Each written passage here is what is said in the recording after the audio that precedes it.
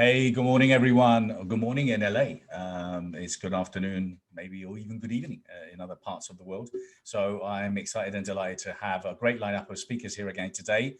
I'm Bernardo. I'm the founder of The Best You, author of The Question, and I have many questions. So I keep asking myself questions, but because I ask myself so many questions, I invite other people and I ask them questions. And hey, we come up with lots of answers, and we've been doing this for like a few weekends now since we started literally with the whole isolation coronavirus. And it's been just great. It's been a great journey. So today already I have here Alison. Alison Miskin, how are you, Alison? Hi, Bernardo. Great to be with you.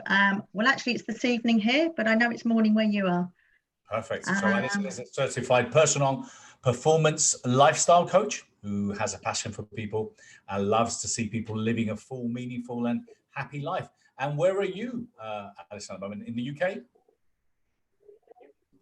Bernardo, I'm based on the Sunshine Coast in Eastbourne, about 25 miles from Brighton. Oh, brilliant.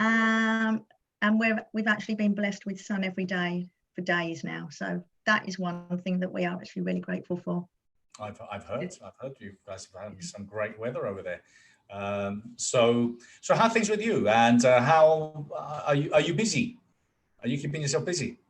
I'm keeping very busy with various ventures, but obviously I'm supporting my clients, my family, and the people around me at the moment, adapting to lifestyle changes with the current pandemic.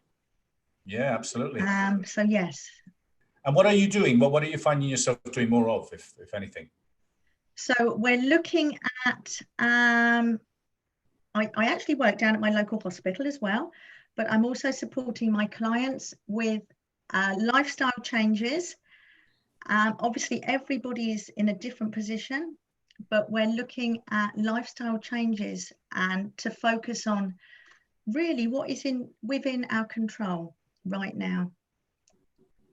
And that's the thing. A lot of people are trying to control a lot of things that basically they have no control over. And one of the things that unfortunately a lot of them do is to spend a lot of time on television, and yes, and that can be depressing and a half. So what's the best? What are you finding, or what are you advising your clients to do? So what we're looking at, Bernardo, is building up our resilience in all the different areas of our lives. So we're focusing on what we can actually control and what we have some influence over in the different areas. So we're looking at our emotional needs. We're looking at our environment that we're actually in, what we can control in the environment that we're living in.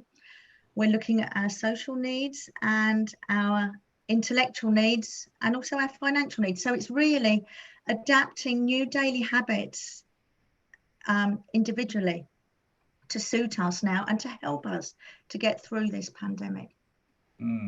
Absolutely. It's not going to be easy, but it's about developing new habits in the given situation. Absolutely, new habits. Many great books out there regarding habits. I'm going to recommend you one very shortly. But anyway, what I didn't do this morning is just announce the guests that I have. So this morning we've got a phenomenal lineup. We've got a lineup of speakers literally joining us throughout the morning, and basically the way it works is that they're all going to be here with us for a relatively short period of time, or they're going to be here with us the whole morning. We all contribute, we all share ideas, and then there's no right or wrong. So, but today I already have here Alison Miskin. I have Jena, who I haven't introduced yet, and I will in a minute. Hi, Jena. Thank you for being here. Hello. We got Andro, Donovan, we got Alison Miskin, we got Anandi Francis, Jena, who's already here, Stephen Kuo joining us from New Zealand, Sara Davison from the UK, Shaelynn Parker, Daniel Aprea, also from the UK, Ruth Owen, Stewart, Suya, Devi. We got Renate Damhuis, and then we got Gruener, Natalie Portelli, Blanchy Dodd. I'm not sure if Blanchy is still in the Emirates, Noah St. Joan, and we're going to finish with Bill Walsh today. So, hey, how are you, Jena? Amazing. Good morning, good afternoon, good evening. Good. I love is that your actual lounge, or is that a 3D? This is the living space. Is it? Oh, it's great, and it looks beautiful. Very nice. I've got to say, some of the things I'm finding really funny. And let me just quickly introduce Jena before I just start ranting. So Jena is a transformational leadership mentor and growth strategist who helps top leaders and CEOs at plateaus to get radically brave in their life and business. Jena was going to be speaking at the Best Year Expo. She joined me a couple of weekends ago. She's brilliant.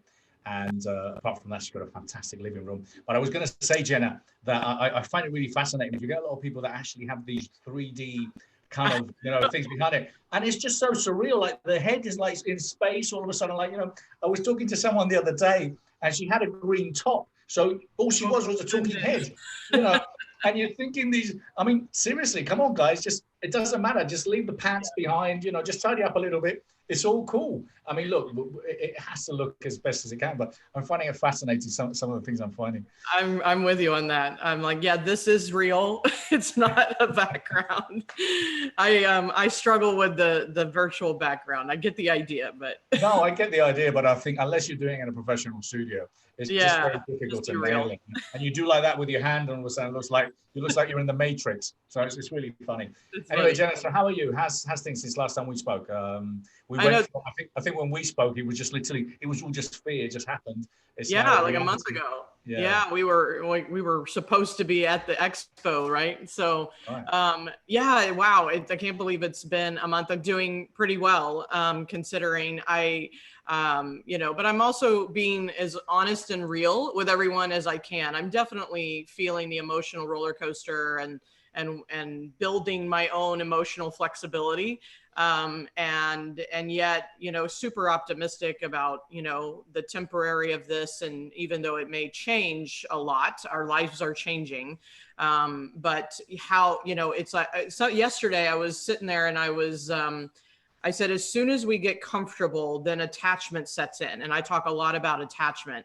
And so I think that's really what we're experiencing is we have been attached to the way we're used to it, right? And how life is. And then when it gets rattled and gets kind of, flipped on its side, then now we're faced with the uncomfortableness. And so I'm feeling all of those feels as well, but definitely, navigating it pretty well. And, and definitely excited to be here again. Thank you for the invite to support people through this time. It's historical for that matter.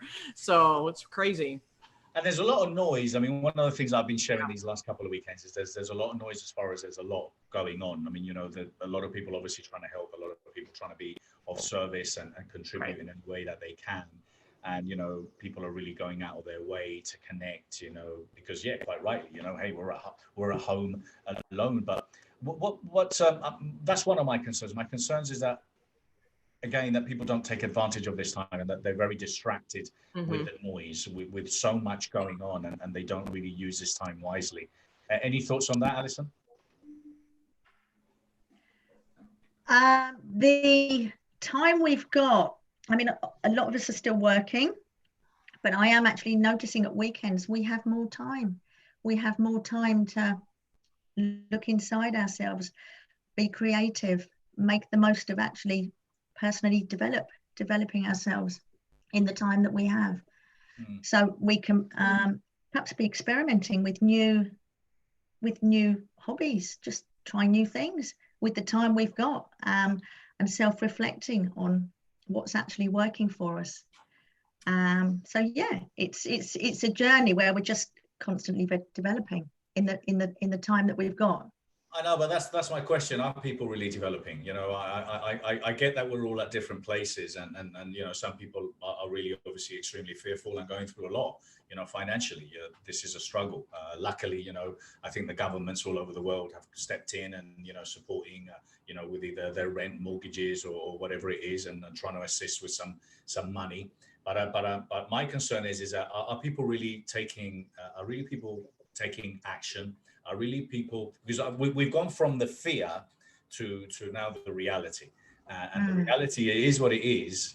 What is my life going to be on the other side, and am I doing the necessary now in order to do so? And that's kind of my concern. Jena? Yeah, I believe some people are noticing that their lives are going to be changing. Some people are taking that on board. I think everyone's got their own ideas, to be honest with you, but I think a lot of people are noticing that they don't need as many things as perhaps what they have been need so many materialistic things. They're spending the family time together, actually really bonding. Obviously it's not the case for everybody, but a lot of people are noticing that they just don't need so much. Yeah, no, that's true. And I think that's really exciting about it. I think one of the most exciting things is how all of a sudden everything that we felt was essential, you know, is no longer essential, you know. So me having to go to commute, you know, 2 hours, 1 hour in the morning, another hour in the evening to work, you know, might not be necessary anymore. Or me having to live, you know, in an area where I'm close to public transport might not be essential anymore. So there's all these questions. So I'm going to introduce Stephen in a moment. But Jena, do you want to comment on anything? Yeah, sure. And hey, Alison, Stephen, forgot to say that. I agree with you. I think there's going to be two camps. I think, you know, you're either thriving or maybe contracting, and I think what it comes back to is realizing that we're not victims of this.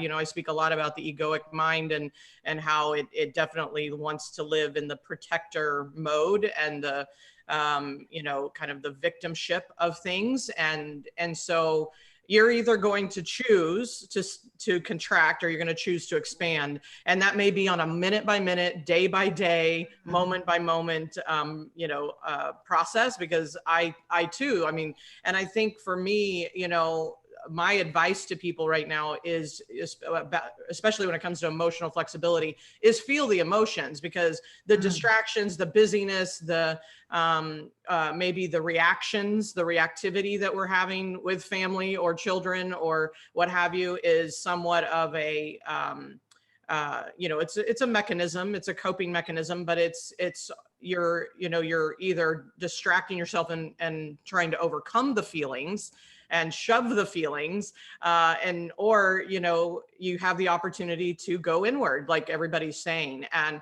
I, you know, of course, in my work on a daily basis, you know, before this all happened, people struggle to do that, right?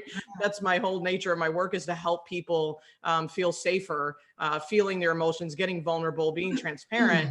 And this is going to amplify that. So you're either going to retract and contract even more, or you're going to expand into it and find your way. And I just encourage people to feel what they're feeling. And, you know, for me, I've had to come to the realization, you know, I'm just as human as everyone else. And some days I feel pretty sad. I feel the sadness, but I also have the tools to move through it and to embrace it. And I think that's the choice people have. You got one or two. Pick a door. Pick door one or door two. Absolutely. Yeah. I love that. And that's great advice. And I think that's one of the things we've been sharing, that we're lucky, a lot of us, you know, that, you know, pretty much all our guests, or my guests that are joining us, are all coaches, personal development experts in some kind of degree. So, you know, we do have that set of skills. So I'm just going to quickly introduce our two new guests that popped up. You say, who are these guys? Are they just you know, hacked into Zoom, which is no longer happening? No, they're not. They're actually our guests. So we've got Stephen over here. We're supposed to be here. Yeah, exactly. They're legally entitled to be here. Okay, so Shaelynn is a healer teacher at your healing matrix using Reiki, hypnosis, and the latest cold laser technology to balance and realign all 9 of your energy systems. Welcome. And I have Stephen Kuo, who you're still in New Zealand, aren't you, Steve? I'm in Sydney.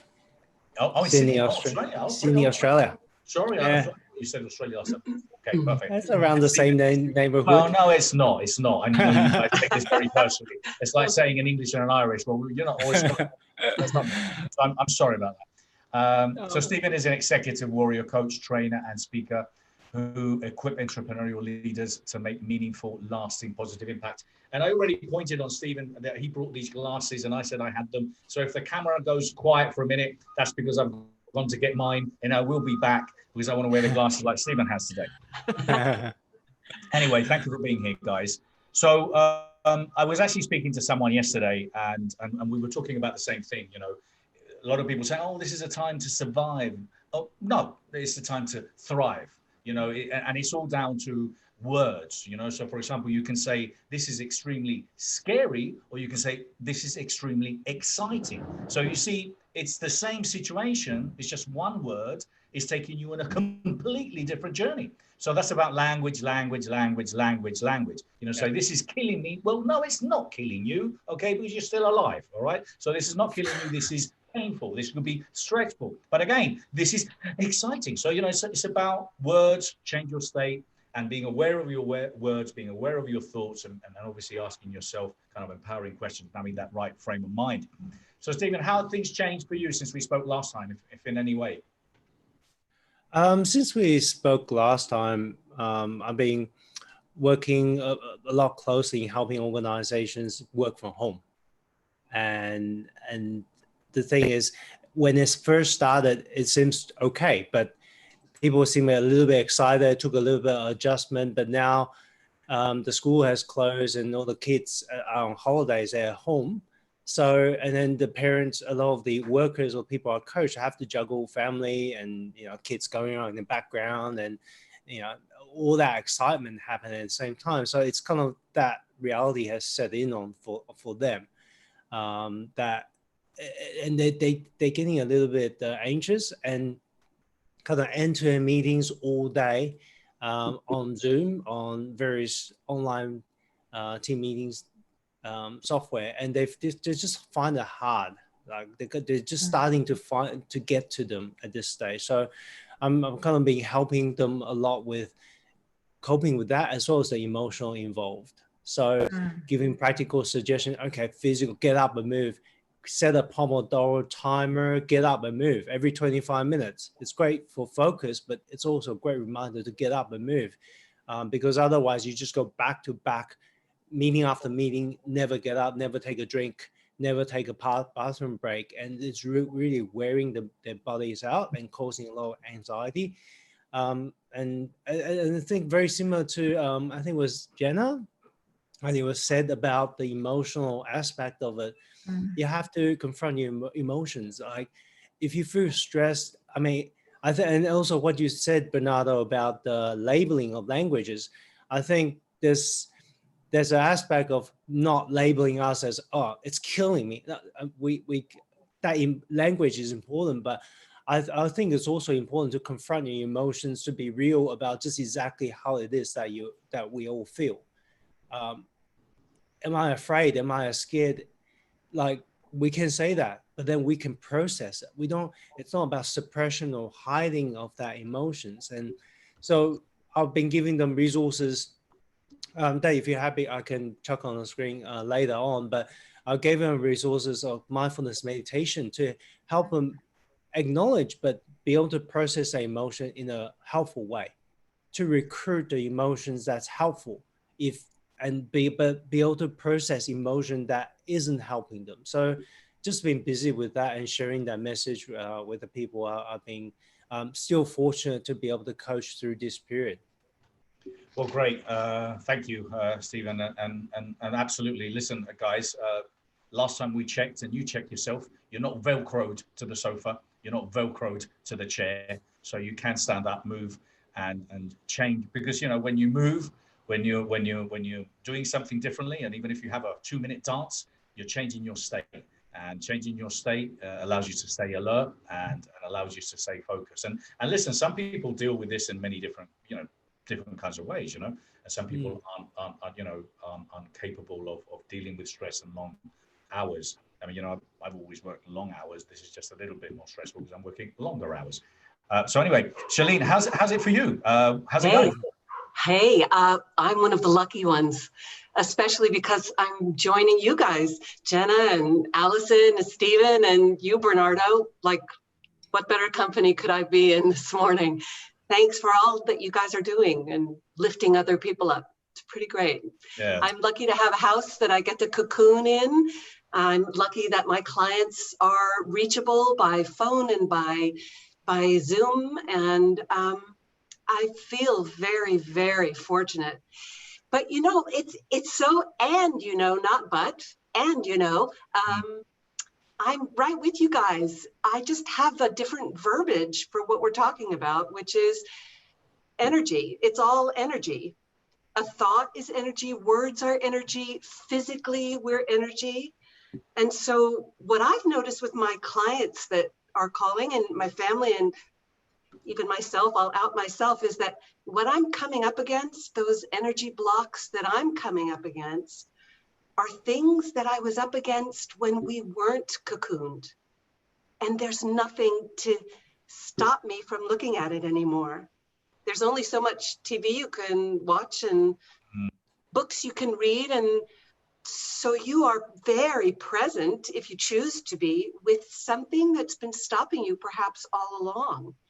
And the cool part is that we do have this choice to see how powerful we are and choose not to live in a reactive world, which is so much easier to do when we're out doing, but in a responsive world where we go inside, just like Steve, what you said, which was handing someone the tool of meditation or coming to a thought, coming into our thoughts, as you were saying, Bernardo, with words.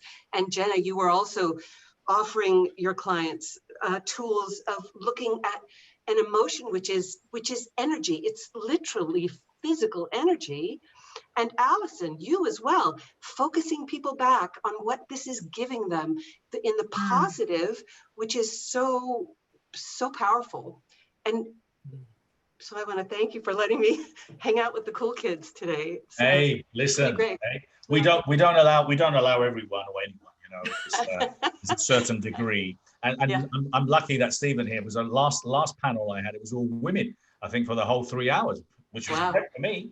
But I love that there's so many more, and this is a massive generalization. It might have been different here in the US, but you know, kind of one of the things that I found at the beginning when I got involved in all this, there was a lot more men than women, and it's just great to see so many more women coming at the forefront. And hey, I'm not a woman, but I would like to be sometimes, because you know, when you're looking at some of those governments that have handled coronavirus better, guess what? They're ran by women. So I think women to the power, because you know, you have a set of skills, you know, that us guys unfortunately you know, can't or don't have. Girl power. Some of them, not but you guys, Stephen and me, obviously, but there's other people that don't. But that's the balance, right? You guys have stuff we don't have, and we're finally coming into balance, which is this is the age. Nice. And kind of one of the things, and I'm going to try and express this in a way that doesn't come across, because I know the word knob means different things in different countries, but the word knob in England is like when you had in the old controllers where you had a knob and you turned it on or off.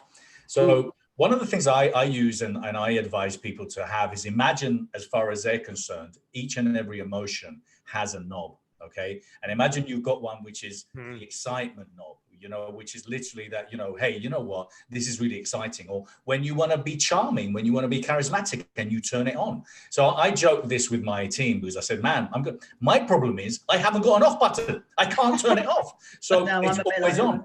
But it's a great anchor if you think about it. Sometimes when you're not feeling great, just imagine that in your mind, you've got a knob where you can just literally turn it on when you feel better. So, you know, there's so many very cool little techniques out. And this is the time that I was really advising, and I really insist on this. If you're going to learn anything, and anyone who's actually watching us live now, please feel free to click on the watch party and share it. And please comment on this as well. But this is the time, if there's always a time, and it's always essential, but this is the time to get a coach. This is a time to get a mentor. This is the time to seek advice, counsel, because we all need to work and collaborate and help each other. But, you know, the advantage of having a coach or a mentor, someone that has this expertise, is that they know things that you don't know, which is fine, but they can see things within you that you probably can't even see yourself. And that's what a great coach was. So I want to pass that on to each and every one of you so you can comment. Alison? So right now, so yes, so what we're doing, we're opening people's minds, I say, to new habits. So I've been looking at practicing gratitude, encouraging people to practice more gratitude, looking at what they are grateful for. So the things that they are actually grateful for. We're looking at calming techniques. So we've been looking at mindfulness and meditation to calm the mind and just to give the mind some space as well, just to quieten those emotions, those unsettling emotions. And that's what I've been focusing on with my clients. What about you, Jena? And why should people get a coach? Why should people get a mentor? And what kind of set of skills? Well, what can you or a coach mentor do that someone can't do for themselves? Yeah, for sure. I agree with that conversation, because I always say I'm the label reader. You're in the jar, so you can't see your own label. So I read your labels.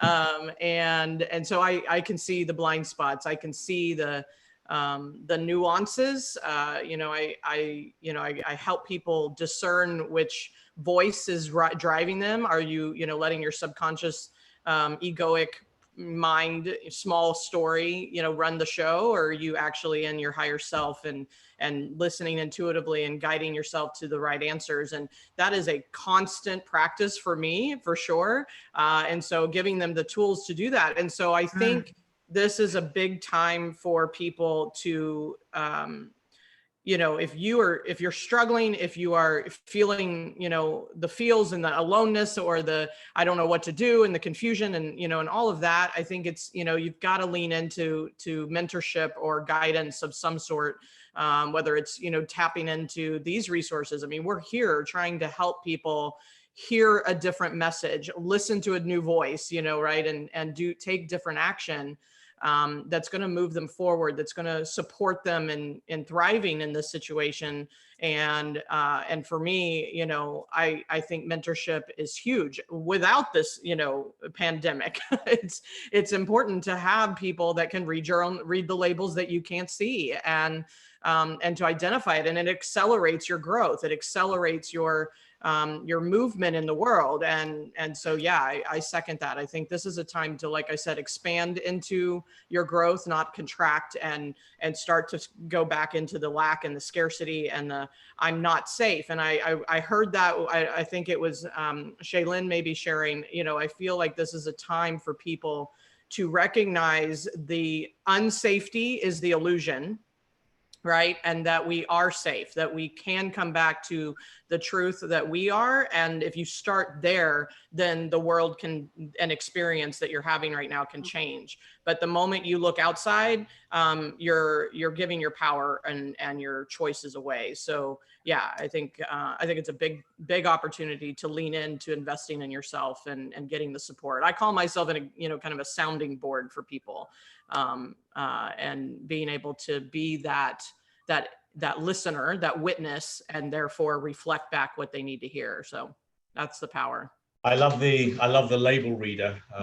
Yeah. I love that. And well, obviously, as you said, also it's fast forwarding and, the whole process, right. Dense, your expertise, your experience as a coach for X amount of years, you're giving them all that in a number of sessions, the value of that and how much quicker you can get there, and how all of a sudden you have an aha moment that gives you, the $1 million business is key and essential. I think one of the aspects that for me is very important now is to be a holistic coach and approach. I mean, with the holistic is every single thing. For me, what you eat, what you read,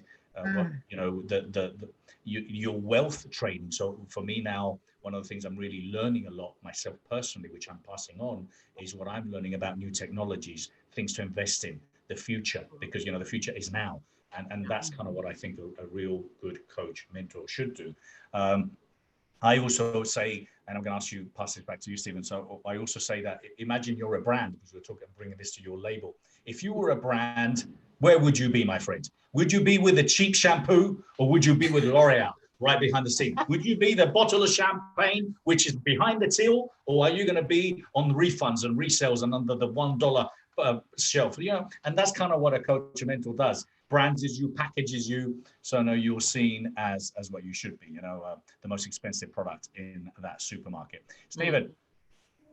Yeah. What does an executive warrior coach do? What does it? Because Seriously, a lot of people don't have any fight in them, but yet, you know, if you poke that finger in their eye, you know, strongly enough, you're going to get the warrior coming out of them. So, how do you do it? So you don't do the eye poking, I'm sure, Stephen. Yeah, this is a metaphor. And, I don't do the 52 ways to kill someone as well. He has protective eye gear. So for me, the executive warrior is one word. It's about resilience. It's about resilience. But the thing is, to achieve that, it's not one thing or another. It's not just about taking some, it's not just about the mind, but it's also about the body. And it's also about interaction with people you work with. That we all need others to succeed and thrive.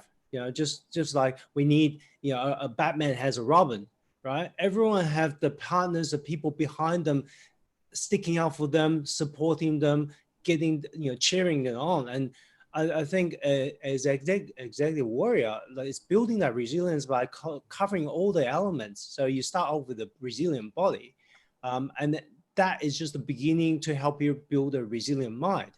Because how can I work on mind if I'm sleep deprived and I'm not taking exercise and I'm just like half dead? It's really, really hard to be mindful when physically I'm kind of wearing down. So building that holistic, we use the word holistic resilience, is about building the right body to enable the right mind. And even the Buddha, like when he was actually teaching meditation, he brought Buddhism from India to China. He actually taught meditation only because he only taught Kung Fu or the kind of the movement, the animal movement to the monks, because it enables meditation for longer periods of meditation. So he only brought in the exercise that people think Shaolin monks and martial art monks, they think of that, all that movement, but those movement was introduced to enable to go long periods of contemplation and meditation to process the desires, right? So you can't, like, we can say, oh, we could just meditate our way out of it. Some people can, but I think most people can't. Like, you need the health to build the mindset to enable to build better relationship. And the mindset is our managing ourselves, our emotions, and our, you know, what's going on, the storm within. Because if I can't manage that, how can I relate to someone else? You know, if you want to love your neighbor like thyself, but I hate myself, how can I love someone else? So for me, the executive warrior is to build all three, but overall to have that resilience to bend and not break like a bamboo. So I mean, that's a very old kind of short version, essentially what executive warrior stands for. But it also enables us to defend those people who can't defend themselves. Because for me, that's a true warrior. With great leadership, we help those who can't help themselves. It's not about self-defense. People think martial art, I'm going to defend myself. I'm never going to defend myself. No, for me, martial art is if you see an old lady getting robbed, you go there and you have the skills to help, to stop them. So that is really true essence of a warrior and the philosophy behind it. And for me, that really resonate with who I am and what I've been doing most of my life in terms of martial art. And that's why I thought, oh, okay, well, that's my brand. That's who I am, executive warrior. I love it. No, I love it, Steve. And I'm a massive fan of the word, of a warrior and going into battle, but I do believe, I mean, kind of one of the things that I literally shared, and it's kind of for me, it's quite surreal how a lot of the stuff that I wrote last year for my book, The Question, it was around the three pillars for me is resilience. And so I've got the three pillars, which I understand successful people are or do or are able to get to being successful. And successful is not financial success, okay? It is resilience. It's about revolution, which is change, and talking about the advantages of change, and then reinvention.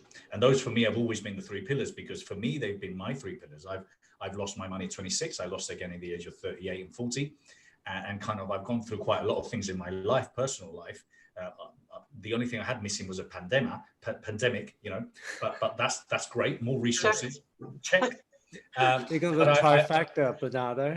Yes, bring it on. But look, and also at the end of the day, but you know, and reframing, which would probably be my fourth R, you know, is I do this through reframing current situations. I always do this, and I find myself doing this when I hit rock bottom, and I've hit it a few times.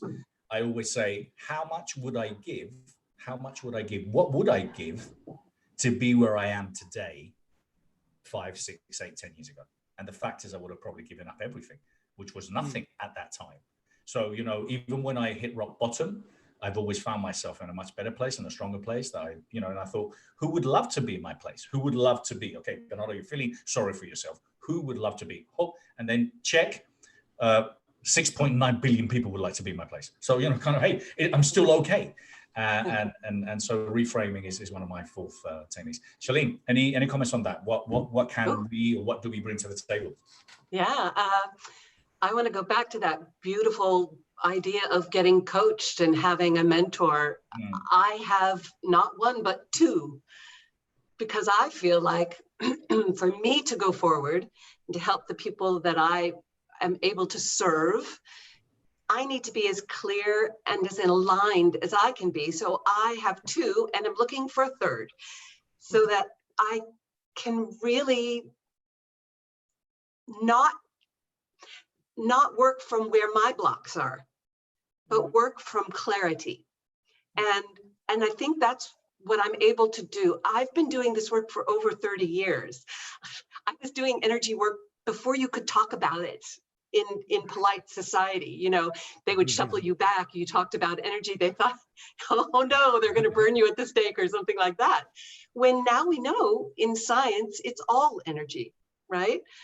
So having a coach, just like what Jena said, for me, when I'm getting coached, my stuff is right here. I can't see it. Yeah. I can't. And so how helpful it is for me to have someone reflect back to me where I can grow and where I can shift and where I'm blocked. And so I have this opportunity in my practice to sort of, I'm going to give you the definition of what I believe a healer is. This is my definition. I don't heal anybody. I hold the space for the healing to happen. Yeah. Meaning I help you clear stuff away for you to be your own healer and have your own answers, because I know how powerful people really are. They're the ones that forget it, right? So that's the gift that I'm able to give. And also, because I'm older than dirt, y'all, I've been studying this and have techniques that I can give people that they can use when they're not with me. Oh, you guys want to see a quick technique to raise your own immune system? It's really great. Can I show you? It takes 2 seconds. We'll do it all together. So if you have long hair like me, fling it back. It's so exciting. And then come to your collarbone right here. Right to the corner of your collarbone, and go down and in. Just go right into that little divot there, and you're going to make your 3 fingers. You're going to thump really hard 4 times. 4, 5, 6. 6 times. Ready? Thump hard. 1, 2, 3, 4, 5, 6. This is K57, the end of your kidney meridian. What that does is it stimulates the kidneys to get them moving, and it clears energy. Then we go where you say me. This is your thymus. Take that same 3 fingers and let's thump it 6 times. 1, 2, 3, 4, 5, 6.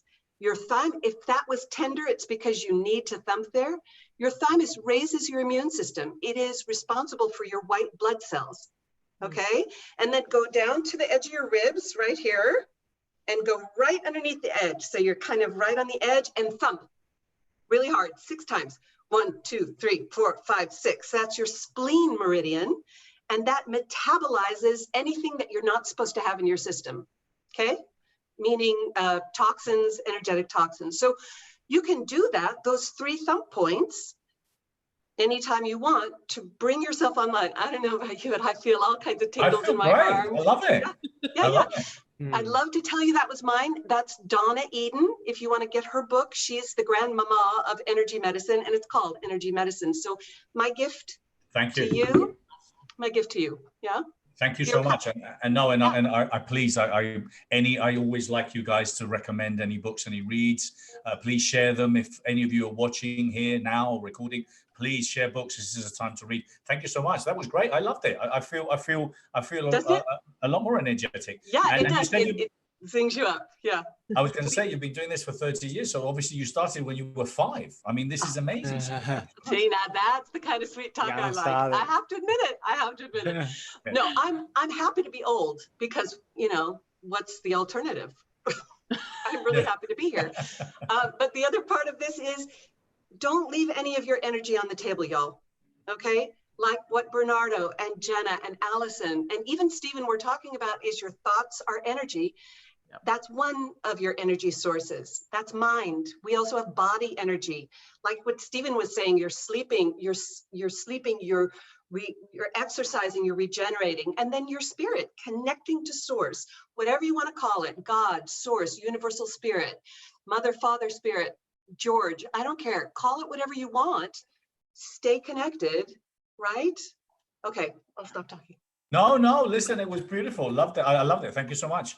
Thank you so much. Don't worry, I was saying I had some guests yesterday and they were all behaving, but there was a couple of ladies, which I love, okay? And if you're listening to me right now, Laura, you know I love you, okay? But Laura's from Jamaica and she had another friend from Jamaica. So those 2 Jamaicans were talking, okay? And I said, I'm nearly about to mute you. So no, you've been brilliant. Don't worry. Last time I muted someone was a long, long time ago. Okay. Daniel, thank you so much for being here. Daniel Aprea is here. He joined me last week.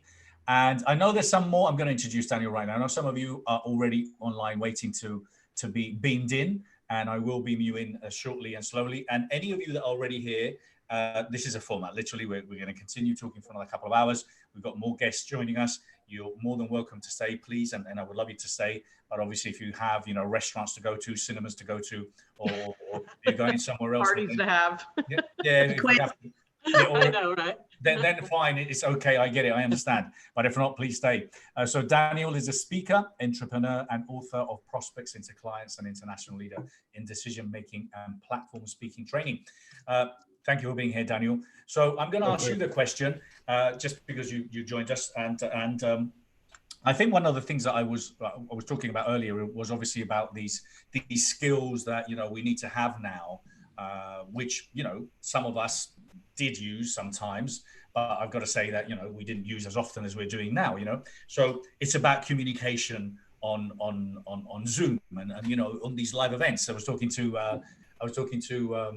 Angel Tussie last week, and she was talking about the Zoom fatigue. All right, so there's a Zoom fatigue already out there. I know. Who knows? And there's going to be Zoom phobias, and there's going to be all sorts of things. Isolation phobias. So how does one become energetic? Because I normally got quite a lot of energy, but last time I don't know what it was. I did one, and then I did another one, and I got to say I was like that at the end. I just had absolutely no energy. How does one build energy? How does one? Shaelynn just shared some. Shaelynn, you turned, this is mad. I didn't need this now, but you gave me so much more energy. So gave you so much energy. You did. You got the power, man. Well, yeah.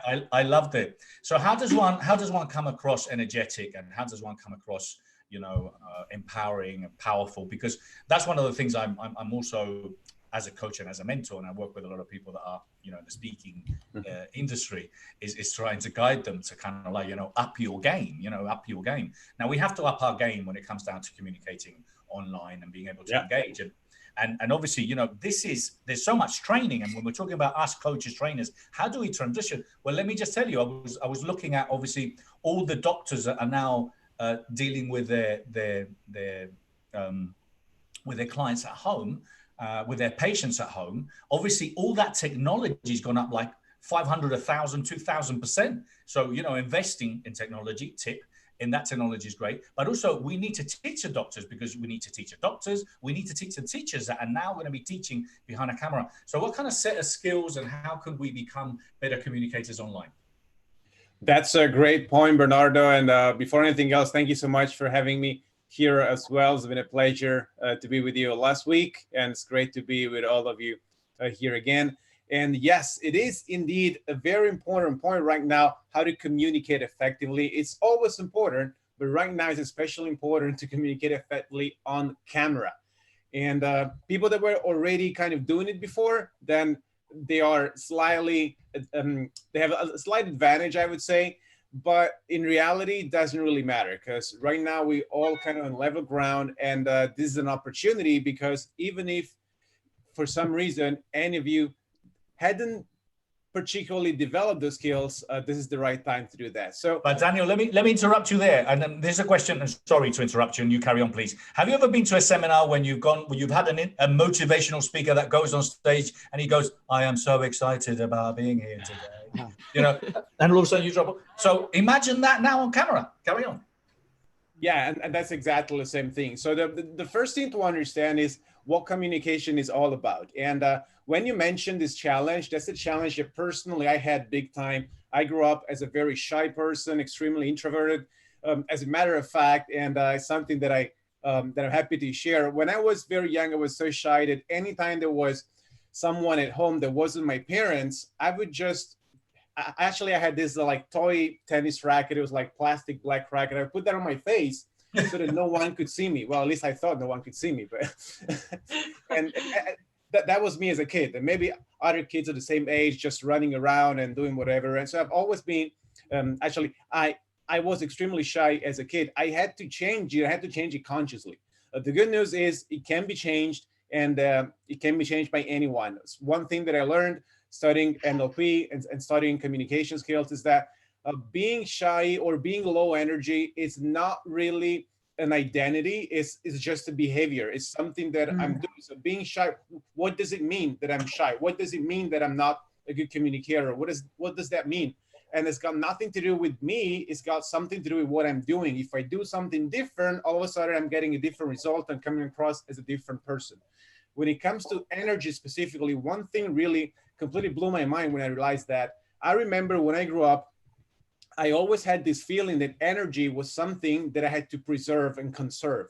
So I studied physics, which, you know, there is a principle in physics. It's like energy is a zero-sum game. You can't create energy and so on. But that has nothing to do with the energy that we have. That's something completely unrelated. So for some reason, I thought, okay, if I save energy now, a little bit like a phone. Imagine your phone, like you got 80% battery. If you saved some battery, now you're going to have more later. But the human being doesn't work like that. So in order to come across as highly energetic, the first thing to do is truly to understand what it means to have high energy. And for me personally, the realization that if I save energy now, I'm not going to have more energy later, that was the biggest thing. So when I understood, okay, if I have a high energy now, I'm going to set myself on a higher level of energy, and therefore I'm also going to have more energy later. That was the big game changer.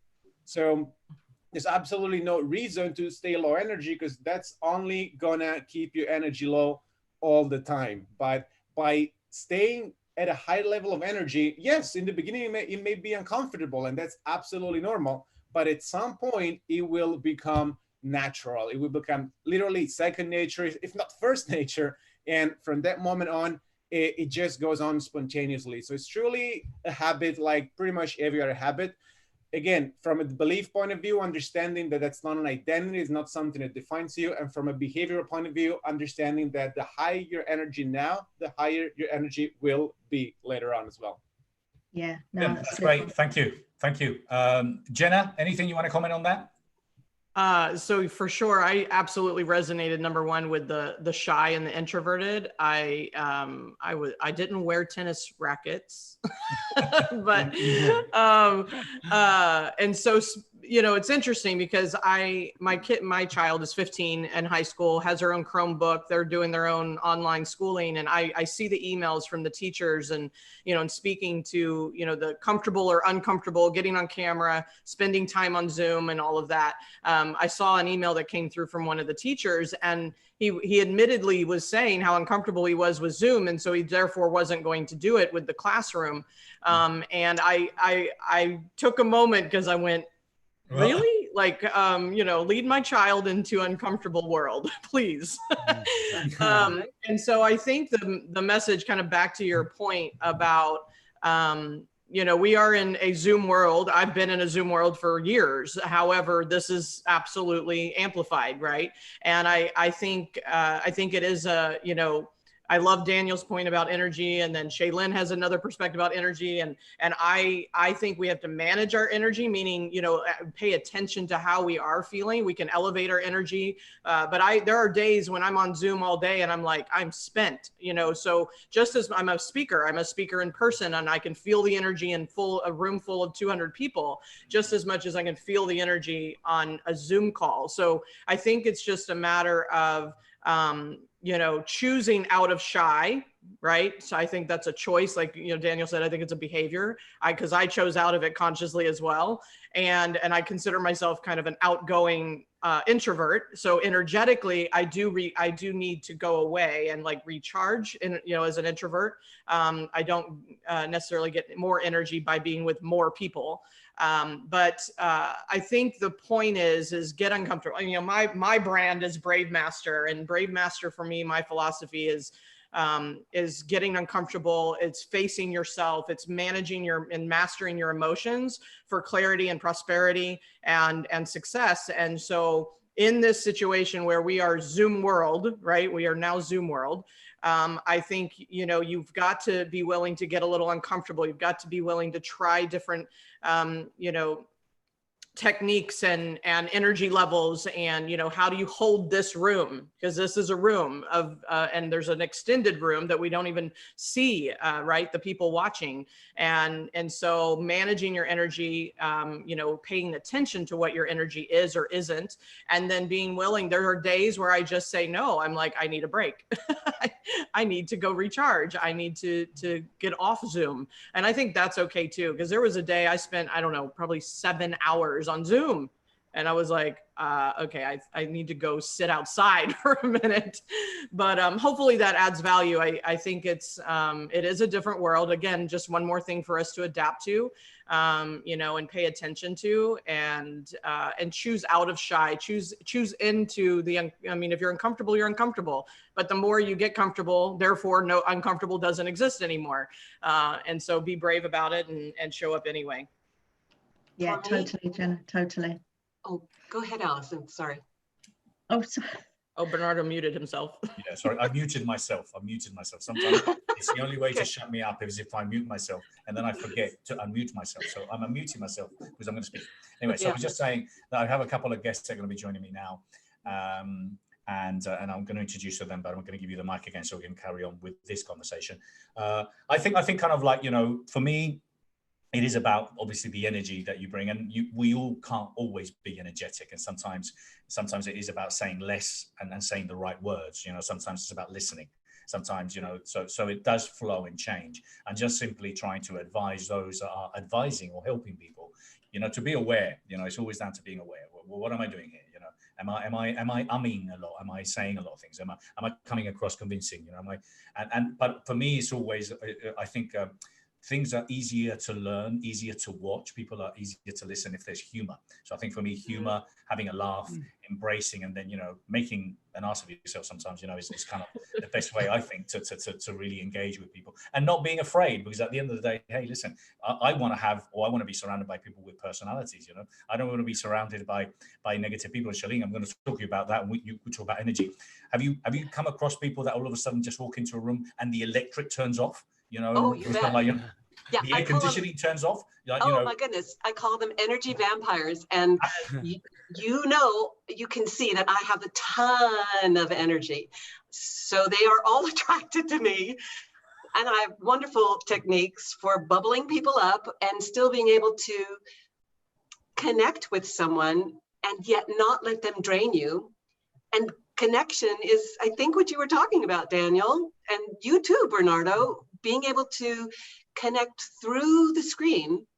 When we stop thinking about ourselves in a way, then the energy that we connect to through the screen, who we're speaking to, is so important. And then, have you guys ever had this experience where you've watched something and you are so connected to it. That's energy. And we don't have to be in the same time. We don't have to be in the same space. And yet we still are deeply connected because the person is authentic. And, yes.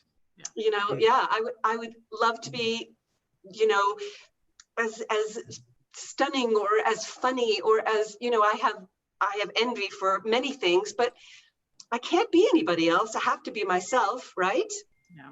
Well, listen, you've got a great package anyway, so why would you want to be anyone else? But let me ask you, and I'm going to carry on the conversation. Suya, thank you for being here. I'm going to introduce you quickly, but I'm going to carry on the conversations and bring you in a minute. So Suya, who's just popped in, is a certified NLP life coach, bioenergy practitioner. Perfect. You see, the timing of this is amazing. So well done, Bernardo. Bioenergy practitioner, Ayurveda lifestyle and nutrition consultant, and yoga teacher. You've got a lot of expertise, Suya. Now, let me just say, we're talking about energy, and I'm going to ask you, Stephen, now.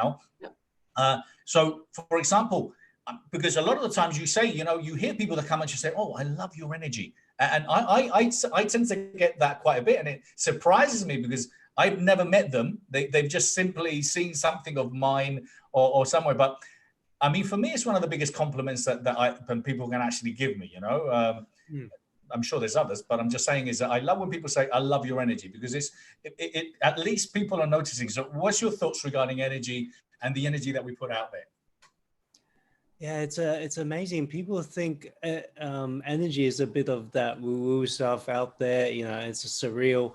But science, I was reading a paper by Heart Math Institute. I'm not sure if you've heard of Heart Math Institute.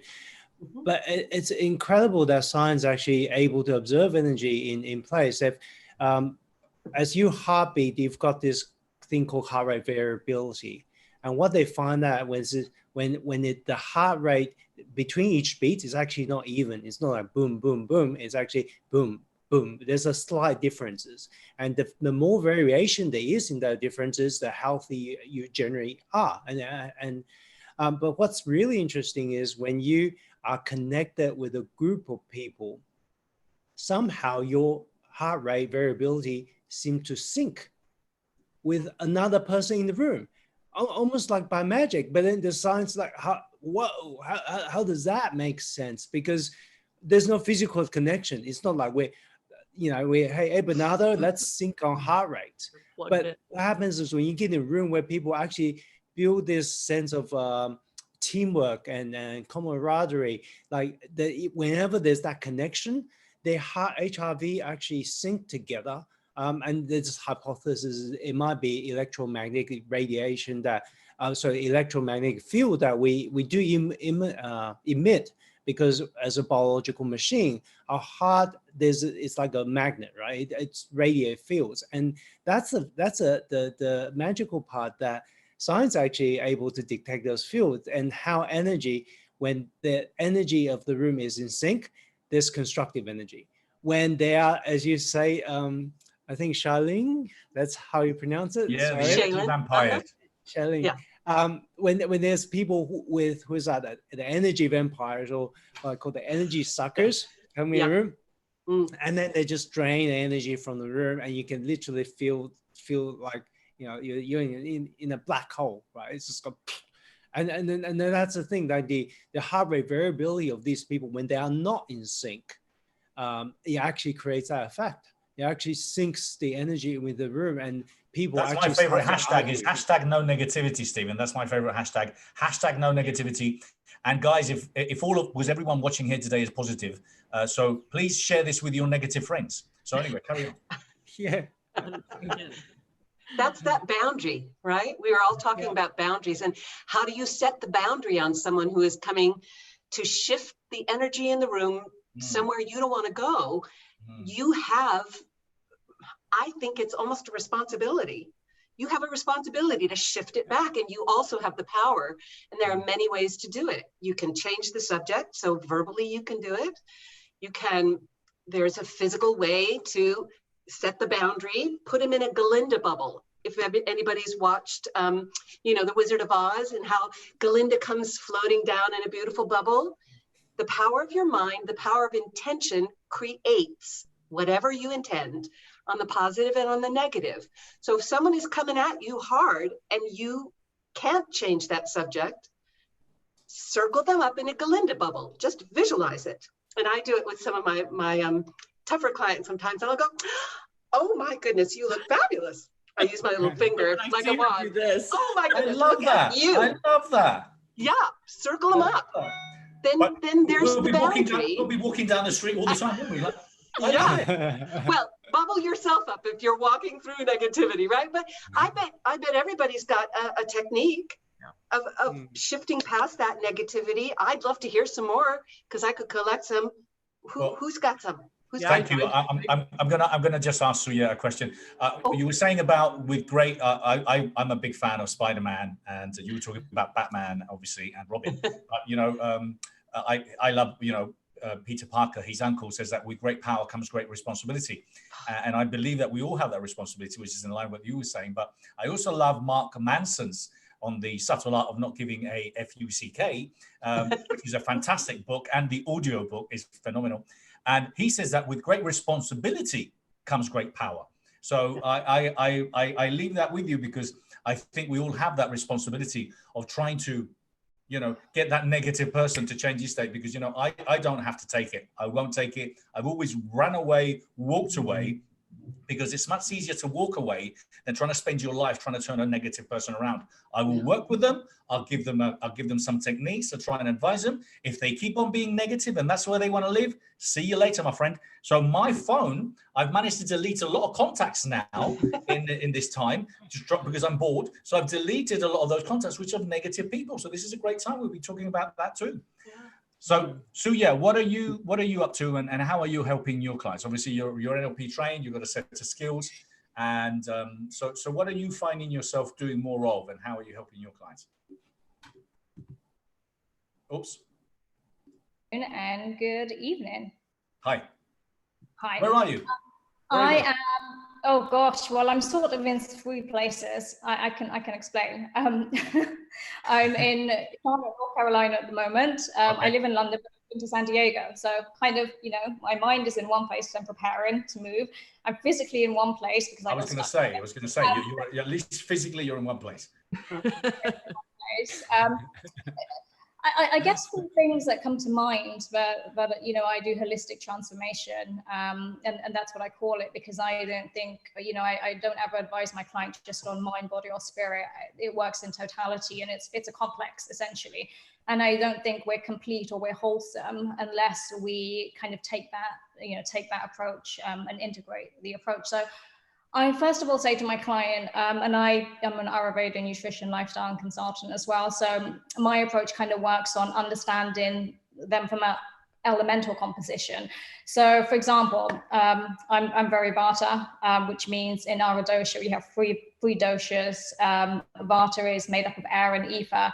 And Ayurveda, for those that are not familiar, is a very old, it's the science of life essentially. And it's, it's kind of what Deepak Chopra has been teaching, and it's been around for, I think, 5,000 years, sort of passed down through the rishis in India.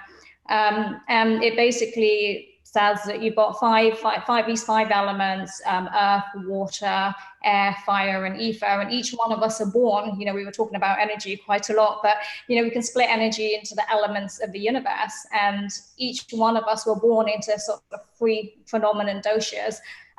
So for example, I'm very Vata, and there's certain characteristics or lifestyle nutrition that comes with being, of that composition. So as a Vata, I'm air and ether. And so for me, this lockdown period is quite difficult because Vatas, the tendencies are very quick. They have a lot of movement. They may even talk fast, so I'll slow it down. They kind of get cold very easily. Their mind works a lot quicker. So to balance them, you have Kapha tendencies, which Kapha is made up of water and earth. And so therefore, I need some more grounding. And so me being in my physical body is really important. So what I do with my clients is understand, what are they, from an energetic perspective, how are they wired energetically? What are their elemental compositions? Are they Kapha? Are they earth and water, where the earth predominates? And then are they Pitta, which is fire and water, or are they Vata, air and ether? And that I'm being extremely general right now, but just putting them into just kind of helps me understand. And sometimes, you know, you see what somebody's tendencies are, what food they prefer. And so, you know, especially somebody's emotionally sort of not in control or not in themselves, you know, they go to their home food, what gives them comfort. And, you know, that's very Kafa, the element of being at home, of being connected to the earth, connected to the roots, connected to the family. And that might be really enjoyable for them right now. But for a Vata, that might be quite difficult because I'm Air and Eve. I travel all of the time. I do 10 different things at once, you know, and so for a Pitta, they're used to fire, you know, they've got a lot of energy, they're competitive. And if they're home all of the time, how do we do that? How do we, so it's understanding, I guess, my clients from that perspective, and then providing them with a holistic solution that works well for them. So for example, me as a Vata, what really works for me, because, you know, my mind just goes and I can do all of these things, is to be active. And I can be active with my mind by, you know, kind of just decided on the 3 books that I'll write for, you know, kind of as I get my retreat center up and running. I coached one of my clients, you know, last week on, who's very Kapha, but he has aggravated Kapha, which means he has too much earth in him because he's at home all of the time. He's eating home cooked food all of the time, and he's not doing as much walking as he should do. So I gave him a Kundalini yoga kriya, for example, that really works on the navel point. And again, if we, you know, talk about the energy and the energy system, for example, if we look at the, you know, in India, you know, we call energy prana. In, you know, China, they call it chi, mana. There's lots of different words for it. And so if we think about the chakra system and the predominate and the elements that govern each of the chakras, we can kind of start to work on, you know, kind of start to understand where somebody really is. So, for example, a Kundalini Kriya works on your navel point around your solar plexus to bring some fire into the system. And it really works. You know, it's an amazing, you know, some of these Kundalini Kriyas or, you know, yoga postures that you can do that really work on different parts of the energetic body helps us to kind of meet sort of what we're suffering with. And we're all suffering from different things during this time. And I shouldn't use the word suffering because obviously being neuro-linguistically programmed, but it's a positive word. But really I guess in summary, they're really 3 things. I mean, the first thing is perspective, right? Like we're not a victim and it's hard. And we, you know, some of us are tripling up as parents, teachers, as me, remote home worker, and we're balancing so many different things. But it's important to have perspective that actually we've got a lot of power at this moment, which leads me on to opportunity. We're powerful beings, right? And then I guess all of us as coaches, you know, we train people to find their own power and to be the best version of themselves. And so right now is just an incredible opportunity for, you know, to kind of use that power. And then the third thing, which is— I was going to say, go ahead. I'm going to invite a couple of other guests in. A huge area for me is part of my spiritual practice is really gratitude. And I think that just to focus on, you know, we're so focused on right now what we haven't got that we can't go out, we can't see our friends, but look at what we have got. You know, we can focus our energy and rewire our neurology into thinking we have so much right now. We are so abundant. We have all of, you know, when do we ever have this moment where we're at home with our family? We get to cook meals. We get this time to create things. It's fantastic in some ways. It is, Suya. Thank you so much. Thank you. So yes, there's so many opportunities now to do things that we weren't able to do. And a lot of people, as we were saying at the beginning, hopefully potentially taking advantage of it. So we've got a couple of more guests that have joined us.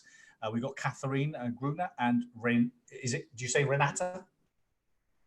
Okay, I'm literally going to introduce you very quickly. So Renate is a key master and energy practitioner, trained in the ancient Korean traditions of energy, healing, and mindfulness. She specializes in helping people regain their physical, emotional, and mental well-being. And Catherine is the owner of Gruener Consulting, a counseling and parent education company created to positively affect the health and well-being of children and families. How are you? How are you both? Doing well, thank you. Thanks for having me.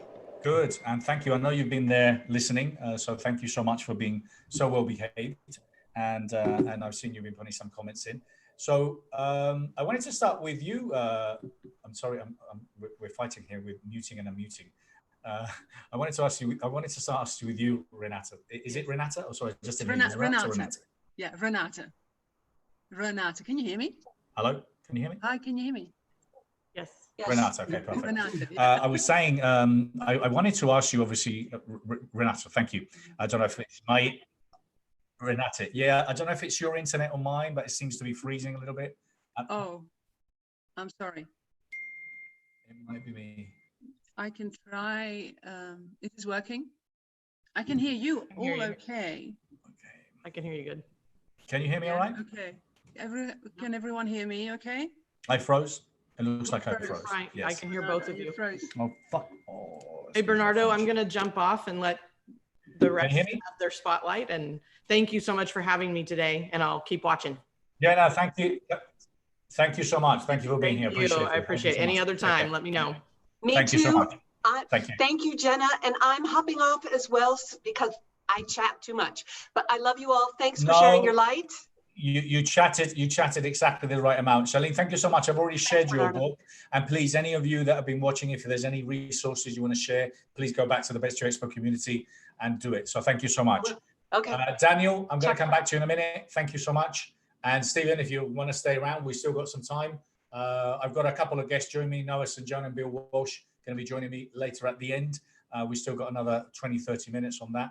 But I wanted to ask you, Renate, so with a lot of the things that you're doing, obviously around energy, which we were talking about before, and Shaelynn was just sharing some techniques with us, of how we can change our state and become more energetic. So anything that you can share with us now, because, kind of a lot of people are struggling staying positive, and, we've got to understand that people are in different places. A friend of mine, actually, Jason Vale, the juice master, was talking to me the other day. He says, hey, it's okay if you've got a 6-bedroom house near Malibu, where you can walk out into your tennis court and your helicopter pad lands over there and off you go somewhere else. But if you're living in a 2-bedroom apartment, with 1 bathroom and 4 kids, your stress levels will probably be different. Yes. So how can one stay energetic, and what kind of energy tips can you give us? Right. I heard wonderful comments. Some of it I will probably repeat about energy, about the mind, about your mindset. So the way we look at energy is when we go through trauma, stress, we lose energy. We lose our vital life force. It's literally our life battery, the one that we actually use for our heart to beat, for our organs to work. You lose energy. It's like the floodgates open. And when you're in that state, it's very hard to keep a positive mind, to keep positive emotions, it's almost like your emotional and immune system is affected through that. And so it affects a negative mindset as well, affect your energy vibration. And the way we look at it, when you're low on energy, emotionally, physically, the first thing that needs to happen is you need to recharge with vital energy. Recharge your battery so that you calm your mind and your thoughts become clearer. You can control your anxiety, and it sort of reduces. It becomes less pertinent. And from that position, you can start working through. We offer meditation, we offer energy classes, we offer energy treatments to recharge your mind. It's changing your frequency. And as we were talking about energy, I scribbled down a little drawing. Nature is this perfect energy vibration. This is an energy vibration that actually naturally we should achieve. We should connect to that vibration, but we are not connected to vibration. We have this kind of vibration right now of anxiety. That's one. Depression from an energy perspective looks like this. And so changing that vibration is the most important thing we need to do. We need to kind of connect to nature.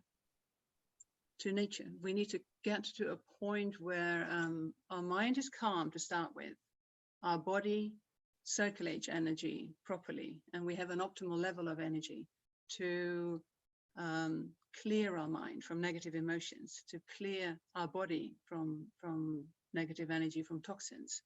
And it's a spiritual path. It is, everything starts in the mind and comes from the mind.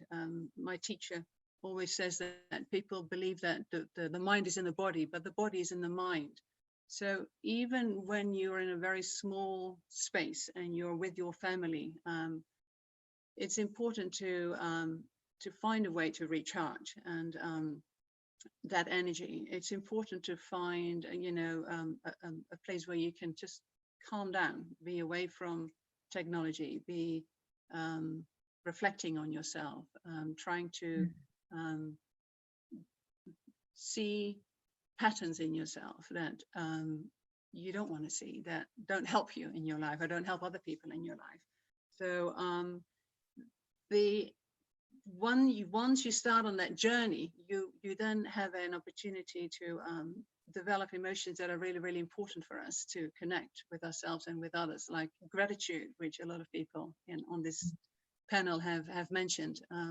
Gratitude, you become awake. You need to change pattern, get unstuck. And that's not easily done. It's a journey. But that is the journey of everyone's life. So in a way, it is all in the mindset, is how you look at the situation you're in. Do you look at it as an opportunity? Your hardship can be an opportunity to change very positive, make positive changes for yourself, or reflect on yourself, go inward. Or are you going to let it ride you, kind of thing, and let it control you? I think, thank you, and I wanted to just add that I love the idea of that people think that your mind is in your body, but it's your body's in your mind. I love that, and what when we were talking, so for example, one of the experts I had in another panel I was running yesterday, we're talking about your financial the financial challenges we have and some of the decisions we have to make as far as cutting and reducing costs very quickly, very dramatically. Changing providers, whatever it is, in order to reduce kind of your monthly outgoings. Well, the great thing is when you've got no money in the bank account, then all of a sudden things can't get paid. Guess what? You start knocking those things off. And well, it's the same, I think, in life. This is maybe because of the things that are happening. This is the time when you can start making those decisions because you've got nowhere else to go. And I think it is a great opportunity to actually say, you know what, it's like when that's exactly it. When you don't have the money, you've got to make the decisions, you've got to change providers. Well, maybe it's the same time to change. I had a personal experience. I lost my home fully burned down in the Woolsey fire in 2018, and so you lose everything, and that's something to experience. And there's a long story to this, but losing things, you also learn that actually a lot of these things that you've lost, you've forgotten about them in 6 months down the road, and you realize, like, oh my gosh, you know what, I didn't need all that stuff. It wasn't necessary. It didn't make me happier or unhappier. It was just totally there and maybe not even totally necessary. And really out of that experience as well, I was doing my practice helping out all the disaster relief people, giving treatments to the firemen to help them recharge, and to help people that lost their homes to recharge with treatments. And I decided that, you could use this as an opportunity as well. So I used that experience as an opportunity to open a wellness center in Los Angeles, which was the first one of our modality in the whole of the United States. So that's amazing. To me, that was a really important milestone, to be able to share what has really, really helped me in my life for 20 years, to make that available to other people. And thank you. And it's the same with the pandemic. You could look at the positives as well, and appreciate time with family, appreciate, thinking and contemplation time to self-reflect, time to look for gratitude and find gratitude in much smaller things that are not necessarily material. Let me thank you so much. I'm going to introduce Catherine now. One of the things that kind of what you were saying, my mum unfortunately passed away a couple of months ago, and one of the things that kind of struck me, which obviously is the realities, bless her, she had all this clothes and everything that she had. Now what? So you spend all your life building material things that you can't take with you. And if anything, it's made me realize that I don't want to leave a lot of dump for my kids. So I'm just going to carry my 6 or 10 shirts that I need or whatever it is. So I'm going to, let me make one comment to that, Bernardo, because that's so true. You know, you come into this life with nothing, and you leave this life with nothing. And your life is a spiritual journey. It's not a material journey. And a lot of people will look back and again kind of, hey, I can't see the positive of this. You will. The fact is you will. And the fact is you'll get over it. You know, the only people who aren't going to get over it, unfortunately, the people that are ill, the people that are sick, the people that have, you know, terminal diseases, and the people that are very old. Those are the people that aren't necessarily going to see the silver lining on this. So Catherine, how are you, and how are things with you? So obviously you talk about counseling parents and education. Oh my God, a lot of parents now, all of a sudden the teachers, you know, this is a wake-up call for a lot of them. I've been sharing in my previous panels that thank God I'm not teaching my kids, and thank God they're grown up, because if I was teaching them, they'll forget everything they learned at school. So this must be a very exciting time for you, I suppose, isn't it? Or not? Well, yeah. So I've been doing counseling for 25 years. So, and I specialize in anxiety. So this is not, I wanted to introduce, so I'm outside of Chicago, out in Oak Brook, Illinois, and we've moved all the telemental health. And so my goal basically is to help people actually connect, quiet their minds, quiet their bodies, connect back with soul. And so I wanted to introduce, because I thought that was really interesting, Renate, about what you were saying, and you did that level. So I'd like to introduce a different way of looking at that. You introduced the natural, because I have a neuropsychology degree and a clinical counseling degree, so I'm all kind of brainy person, like I love the brain. And what I'd like to introduce to everybody also too, and this is really important for parents to understand as well too, is that natural model that you did of the waxing and the waving, that every day we have emotions that are we have emotional currents that are going on in our brains right now. Whether or not we are conscious of them or not is a different thing. And the intensity and the level of them also differs. So I'd like to introduce, instead of denying these feelings, knowing that we have like primary feelings and they're in our bodies and they're there to tell us things. So anger, and this is important for parents to understand too, that these emotional waves are going on underneath all the time. And they're going on underneath all the time in us, and they're there to give us information. And the information, right? Yeah, I see Stephen going, yes, right? Yeah, because sadness says I've lost something. Anger says defend myself. Joy says do more, do more, do more. Fear says get away from. And so when we don't want to deny those feelings, we don't want to amplify them either. So we don't want to amplify them. And that's where the mind comes in. And I love that idea about the your body is in your mind and your body and your mind. But what I say is you're not your mind. You're in charge of your mind. And your mind then can amplify those emotions, right? So I just wanted to introduce that, Bernardo, because you guys were talking, it was so amazing, all of the wonderful conversations that you guys have been having. And you're right, I have been in the sides going, yes, that's amazing, that's awesome. So thank you for letting me join the conversation. No, thank you so much, and I appreciate that.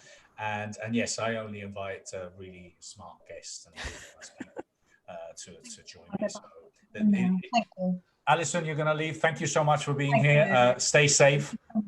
Thank you so much for joining us today. So yes, it is cool, inspiring people. So I don't want it to be disinspiring. So we got a couple of guests that have just joined us. Natalie's joined us. Thank you. I'll be introducing you in a minute, Natalie. And I do want to, Stephen, I'm going to ask you another question in a minute. But please, again, if you're in a rush, because I don't know, what is it, 2 a.m. over there, 4 a.m? What time is it for you? It is 4:28 a.m. See, this is commitment. You see, this is why he's an executive warrior coach. He's just not an executive coach. He's a warrior coach, because the man's up at 3:30, 4 a.m, talking to the rest of the world, and he's wearing those yellow glasses. So he's super cool. So listen, I want to thank you. Now, we've got literally what we have now is I've got you guys here, and then I've got a couple of guests that are going to be joining me at the end, but that's still another half an hour. Okay, so it's just literally us now for another half an hour. So I want to make sure that each of you have the opportunity to speak. I like it flowing, okay? I know you see that I jump in, and I like it flowing. So I think it's important that we kind of like try and get to our point, because I say our message and move on, because it just keeps a little bit more energetic, talking about energy, yeah? So, Daniel, we've been talking about energy. We've been talking about the mind. You shared, I think it was you shared sometime last week, actually, and someone shared it to me yesterday. We were talking about creativity, and we were talking, you mentioned, I think you said that in history, you were saying that Shakespeare wrote his best work when they went through 1606. Yes, that was during the first outbreak of the plague in London. All the theaters were closed and the streets were empty, gatherings were banned, and it would have been so easy to just think, okay, no point in playwriting anymore, let's just call it quits. But no, Shakespeare just buckled down and went on to write King Lear, which was obviously one of his best works. And absolutely, and that's kind of what we're saying. This is a phenomenal time for creativity, isn't it? Yes, and the same happened later on in 1665 with the second outbreak of plague in England. That's when Isaac Newton formulated his theories on gravitational theory and so on. So yes, we've always seen, I mean, history is a great teacher. And we can see that times like this are truly actually the best opportunity we have to do what we normally don't do, which is to assess our current situation, our current strategy, rather than being involved in tactics. As I mentioned last time as well, in chess, we say tactics is what you do when there's something to do, and strategy is what you do when there's nothing to do. And right now, for some people, it's not there's nothing to do, but it's not like it was before, where they were seeing a lot of people face to face and so on. So this is an amazing opportunity to stop working in your business and work on your business or on your life, rather than being involved with the day-to-day of your life, and assess your situation, change what you need to change. And we mentioned beliefs earlier on, and I want to mention a couple of examples of beliefs that I changed a few years ago that were really a massive game changer, because this ties in with the concept of energy that we've mentioned as well. And many of you had a lot of insights on how energy works. So when it comes to energy, I always had this belief up to, I think, about 3-4 years ago, that energy comes from sugars. So I had this idea, okay, so if I need more energy, I'll eat more sugar. And if I stop eating sugar, then I'll have less energy. And one day, this is something I do periodically anyway, I just reassess all my beliefs and think, okay, is this belief supporting me or not?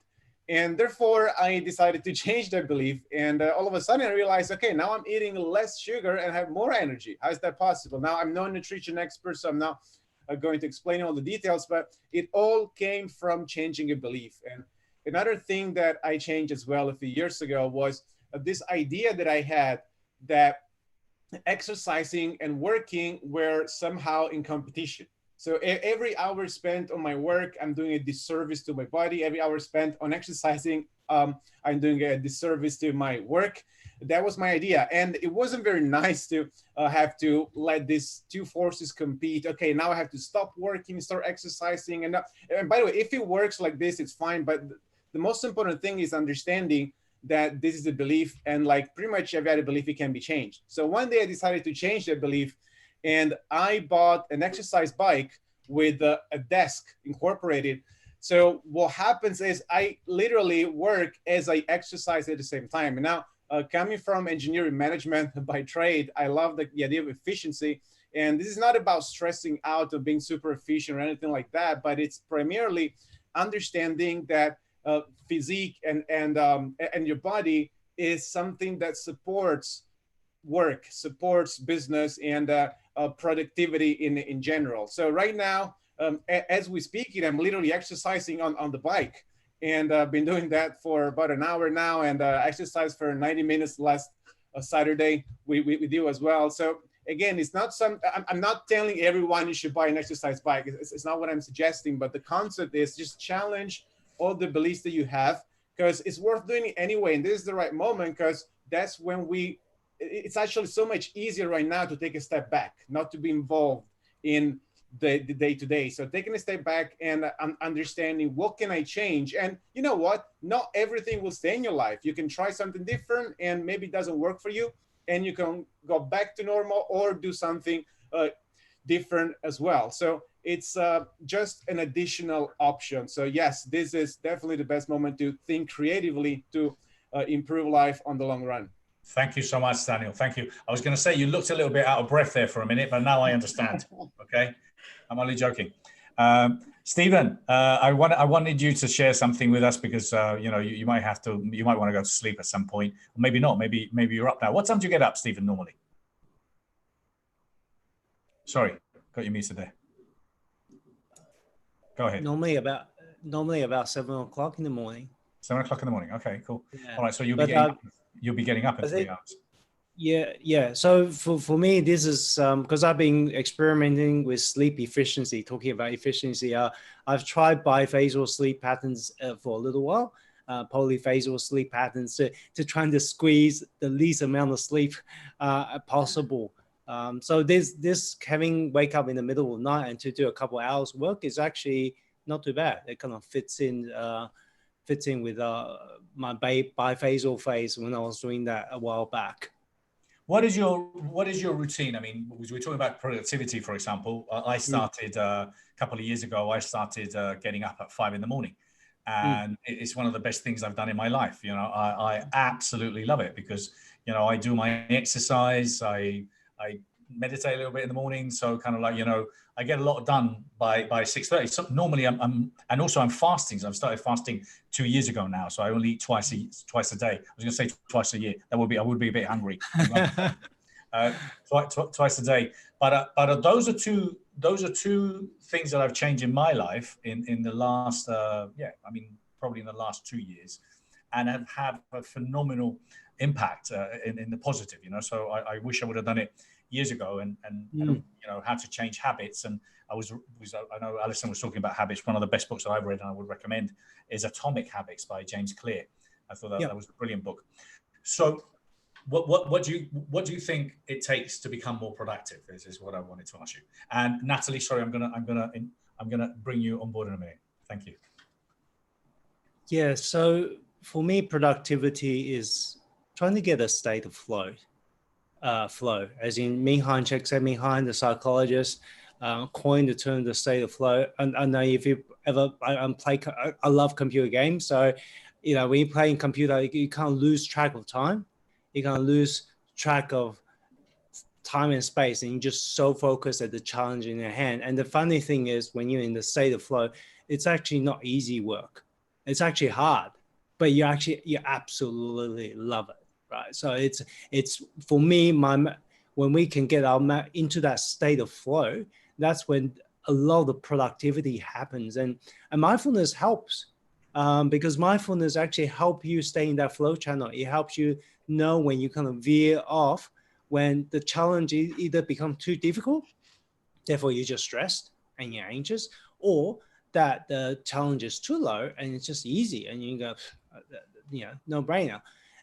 Mindfulness help you understand where you are in the flow channel. And for me, if we can get into the state of flow, that's when, or at least for me, when maximum productivity can happen. It's just a lot of things just get done and you just wake up and whoa, I can accomplish all that. So whatever we can do to get into a state of flow, it's going to be awesome. But also before I finish, Bernardo, I do need to go. Yes. I heard you call out for a few recommendations for books and resources. Yes. So can I share a book that I absolutely love with the audience? Are you going to just share it on you're just going to show us on the screen? Can you see that? Okay. Yes. Yes, okay, absolutely. Cool.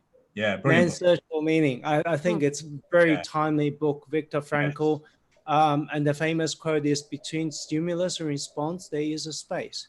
In this space is our power to choose our response. In our response lies our growth and freedom. Yeah. And for me, that just resonated with me so much. And Stephen Covey, another favorite author of mine, you've heard, 7 Habits, yes. Actually summarized the book in that beautiful, beautiful sentence. So, and that's a thing that will be wonderful for people to read, particularly in this time. We're going through a tough time. The other thing is, last time we had a conversation, I talked a little bit about physical resilience and a little bit about supplements. So I listed what I said, my top 5 supplements for building immunity and physical resilience, particularly in this time. This is a guide. I'm not a doctor. This is based on my research, but check it out.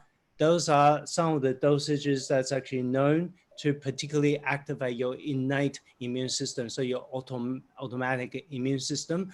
And there's a lot of research to show that when you activate that, even if you are exposed to viruses or illnesses, that you're a lot more resilient.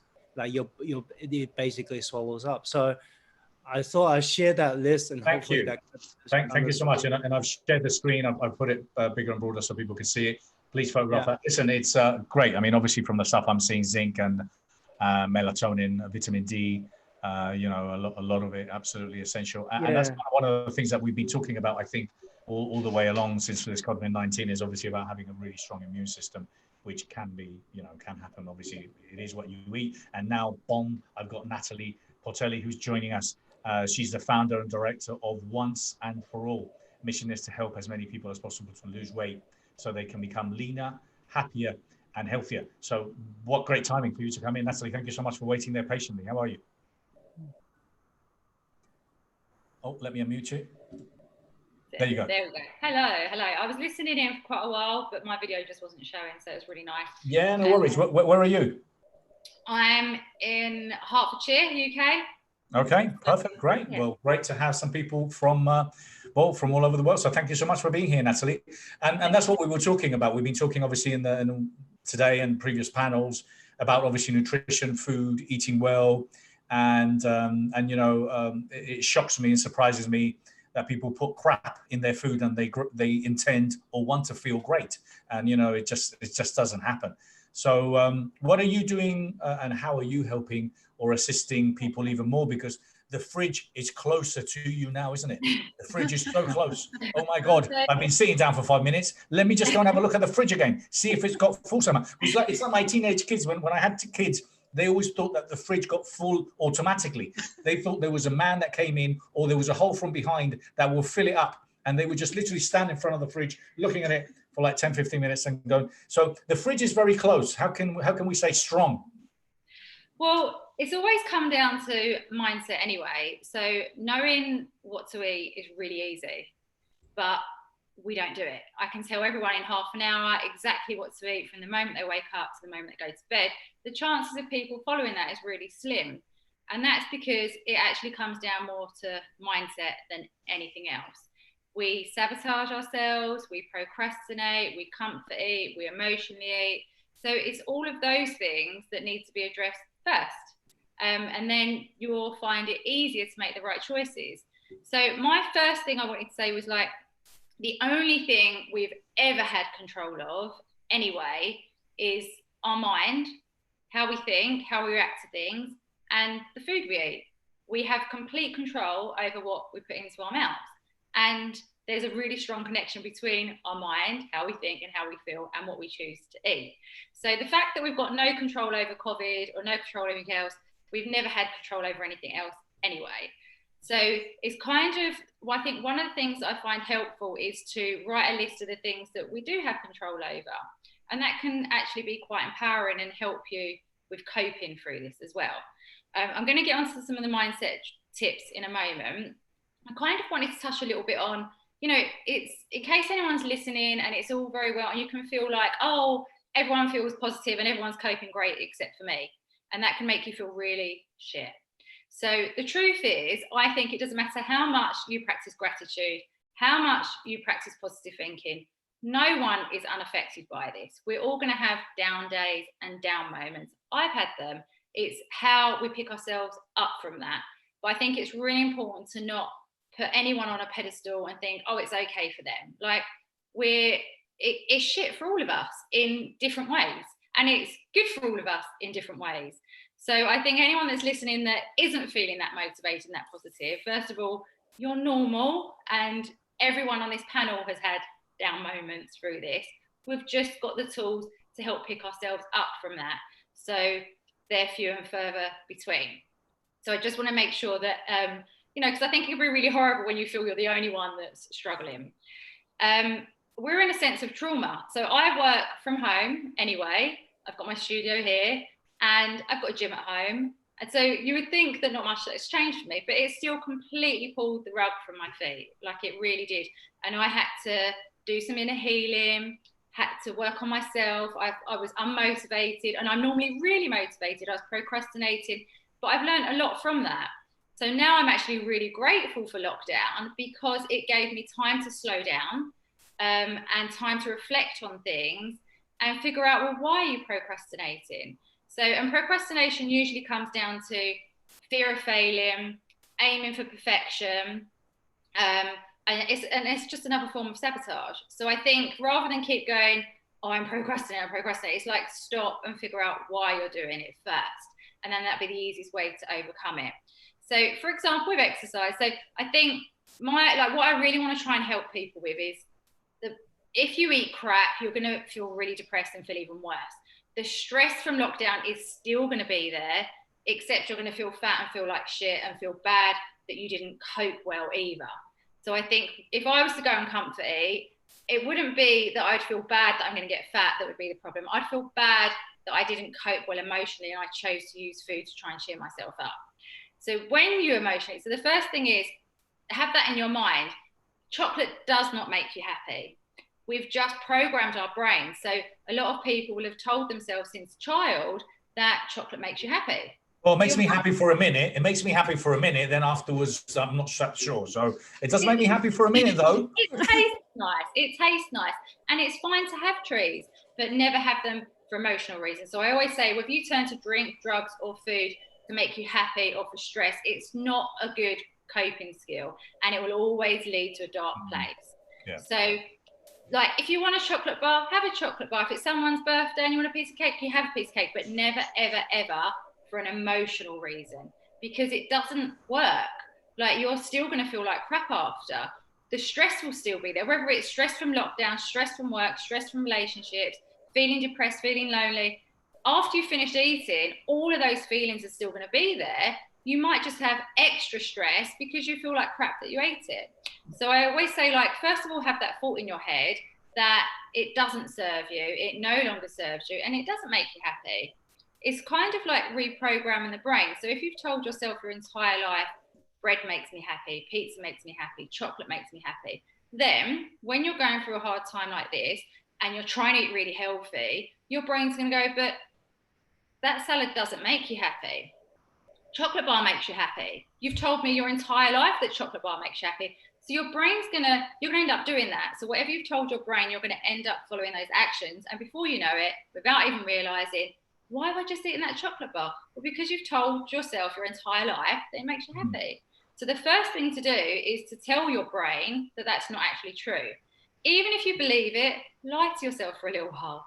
Tell your brain what actually makes me happy is coping really well. What actually makes me really happy is feeling great, feeling energized.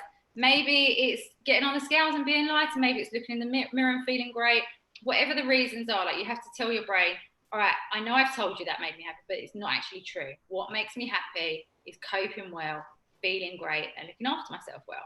So that's the 2 tips, is to have that in your head that one, that crap food no longer serves you. It doesn't give you what you thought it once did.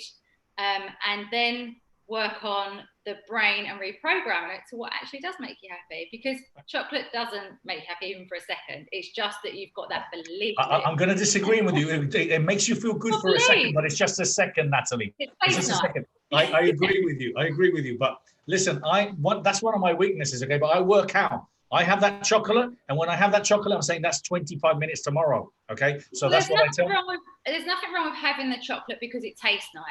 So no, I'm not saying don't have treats. I do not believe in 100%. I believe in a really healthy lifestyle. No, absolutely. And I think at the end of the day, look, it's like everything. It's in moderation. It's understanding and being aware. So listen, sorry, just because we're going to be running out of time, and I want to make sure that I haven't given a chance to Suya to say anything else, Catherine and Renate, before we leave. Stephen, I know you got to go. Thank you so much for being here. Please feel free to share on Facebook anything you want. Daniel, also feel free to share anything on the Facebook group or the chat, anything that you would like. So ladies, because I'm staying with the ladies now, and Bill Walsh is already behind the scene, and so is Noah. Noah, I'm going to let you in. So Bill, I know you're already there. Give me till 10 minutes past 12 and I'll let you in. Okay, I'm going to let Noah in now. And yes, I am, Bill. Just bear with me, my friend. I had you for around 12-ish. So, guys, Suya, what I wanted to do is to ask you, and I said if we can try and keep it as short. Bill, you're texting me. So I just wanted you to share a technique, maybe an NLP technique around kind of reframing and obviously kind of looking at overcoming a limiting belief. So again, sorry, just because of the essence of time, and I want to make sure that we all have time. Any kind of technique in particular, because one of the things that obviously one of the things that Natalie was talking about is a challenge a lot of people are going to have. They're going to have to walk out sideways when they leave the house if they carry on eating and just filling that fridge. So what technique would you share with us, you know, to overcome maybe a limiting belief or something that makes us stay more focused? Anything you could share? Sorry, let me unmute you. There you go.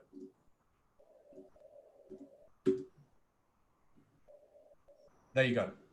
Absolutely, thank you.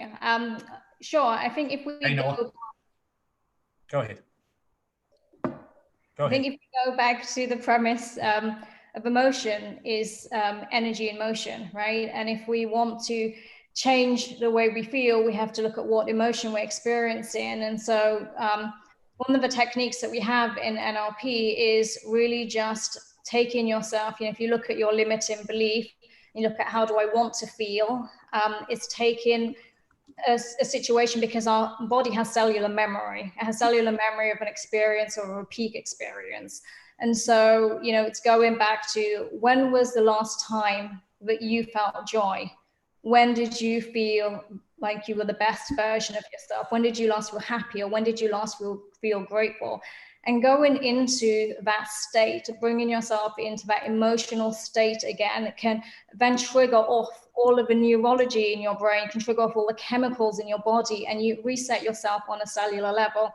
So for example, as Natalie was saying, like all of us, it affects us in different ways. So, you know, I got really down about the fact that, you know, I couldn't be home at the moment, and I'm returning back to the US, and here I am still stuck in the US, having just meant to be a 6-week trip.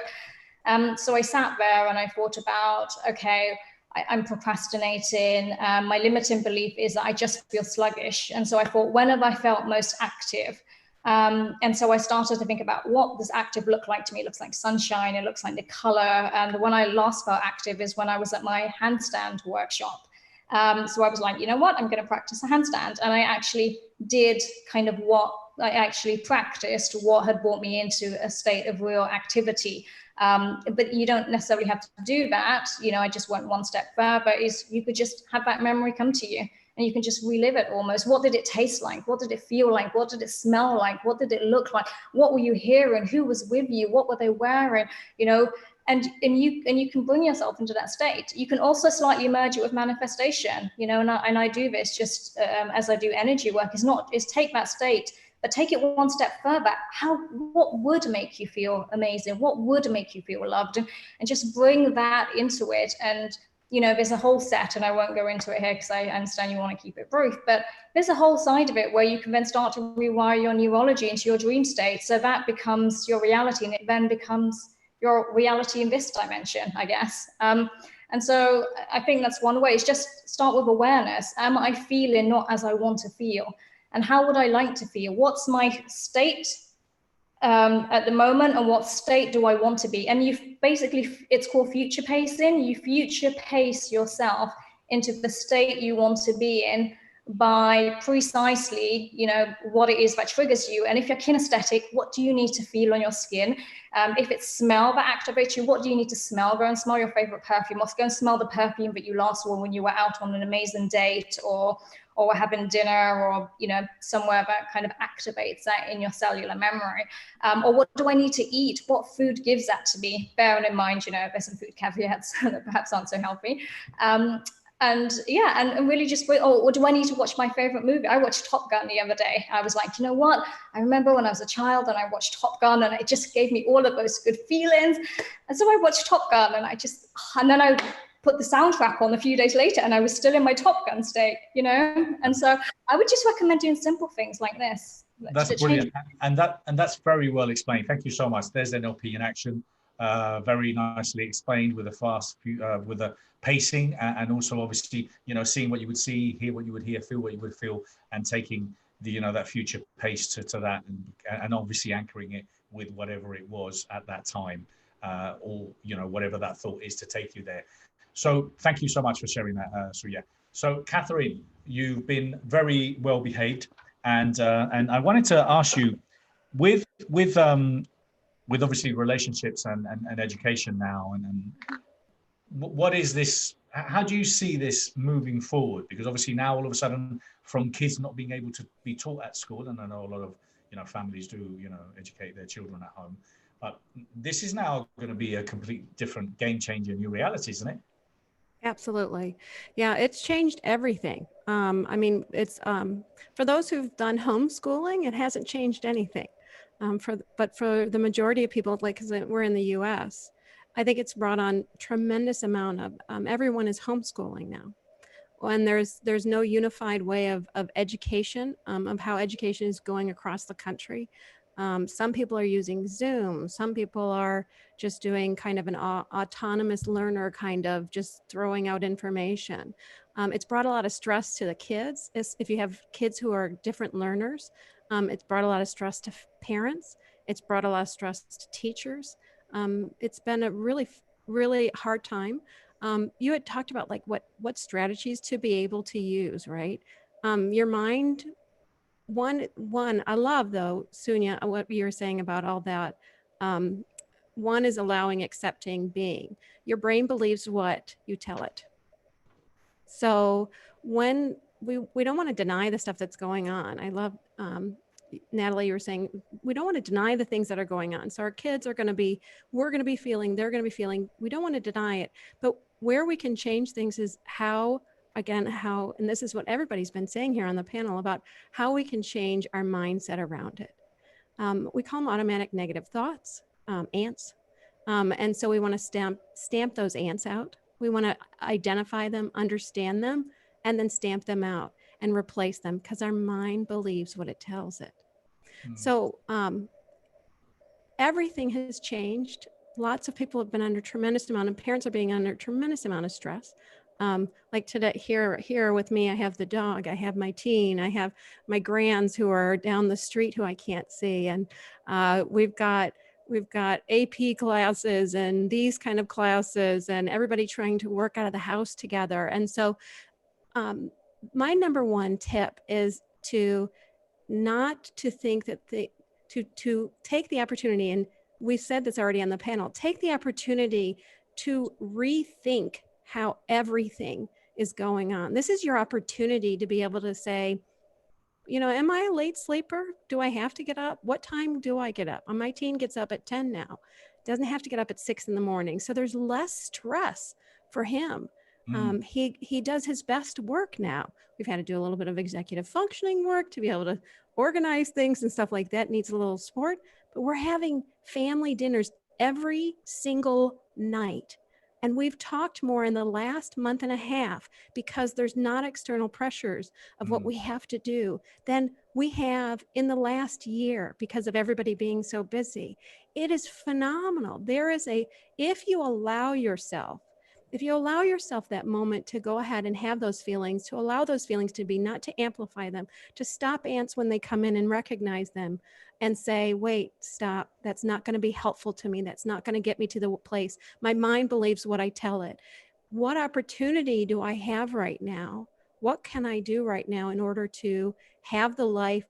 I get an opportunity to have the life that I want to have. And there are beautiful things that can come out of that. So as you mentioned before, Bernardo, everybody's in a different stage here, though. Everyone is in their own different stage. And so we have to honor that stage. And if you don't want to do anything right now, don't do anything right now. Yeah, because give yourself that moment. Yeah, absolutely. And it's okay to feel a bit overwhelmed sometimes, and, just like relax. And then again, because a lot of the things that we're giving advice, and people can take it or leave it, and not and self-soothe though. Yeah, self-soothe. Absolutely. Soothe. and not everyone has to write a bestseller. So look, I just want to introduce quickly, because we've got Noah there, Noah St. John, who's been very, very politely just waiting there behind. Noah, how are you? I am just delightful, and how are you?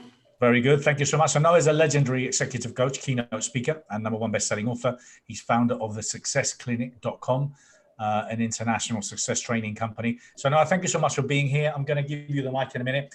I just wanted to let Renate say something as well before, and then you and I will stay. And then I've got still my friend Bill Walsh from Power Team International joining me. Renate, so with a lot of the things that you shared with us before, which was great and insightful, and thank you. What else would you like to leave us with? That you know, some skills or something that we can. I was going to say we can take home, but we're obviously at home anyway. So we're home. You know, take time to take a deep breath, and look at this time. Look at this time. This lockdown as precious time as well. Like Catherine said, with family, with you know, time for yourself to reflect on yourself. I think all I can say is that you know, our lives are very, very precious. And especially in this time when so many people and so many families' lives are affected majorly, let's not waste it. Let's try to stay awake. Let's try to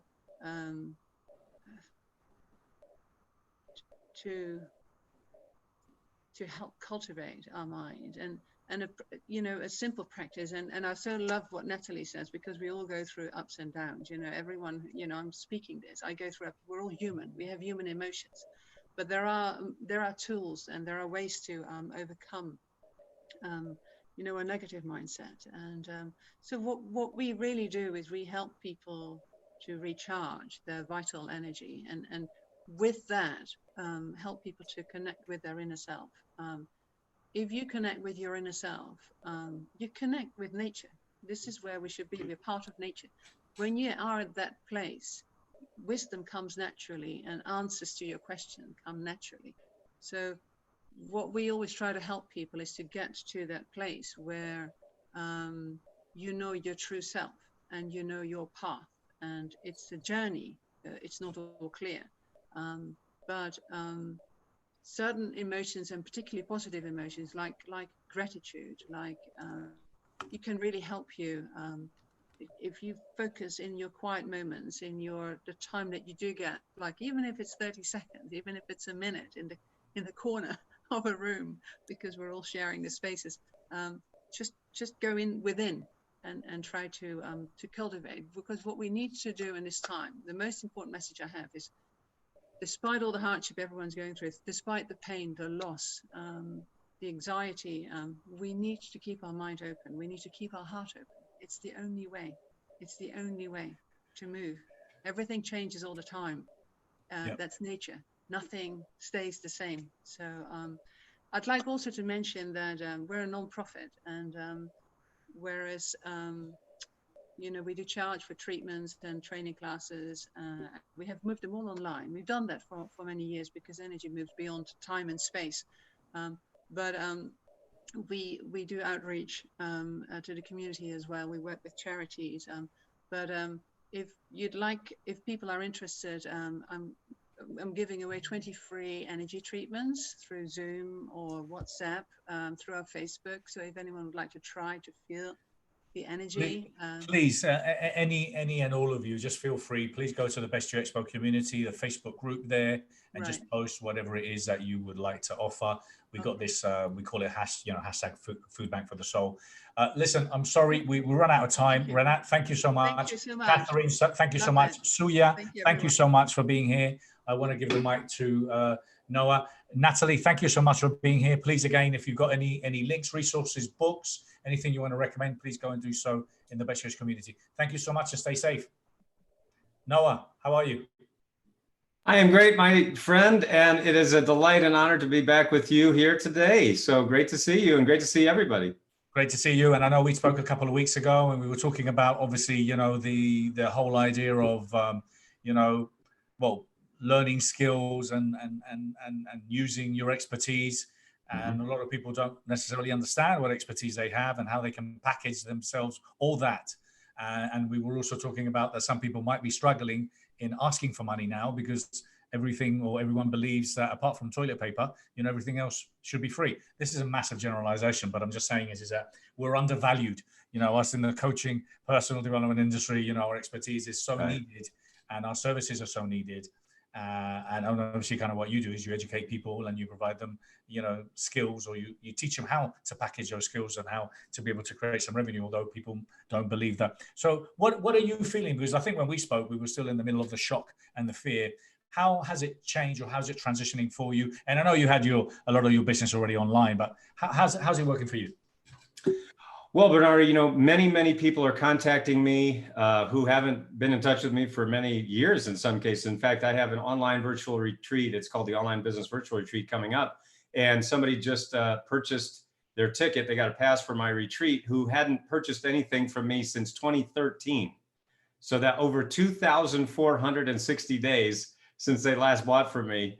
And they purchased their ticket. And so what that showed me is something that I think is very powerful for everyone watching this program right now.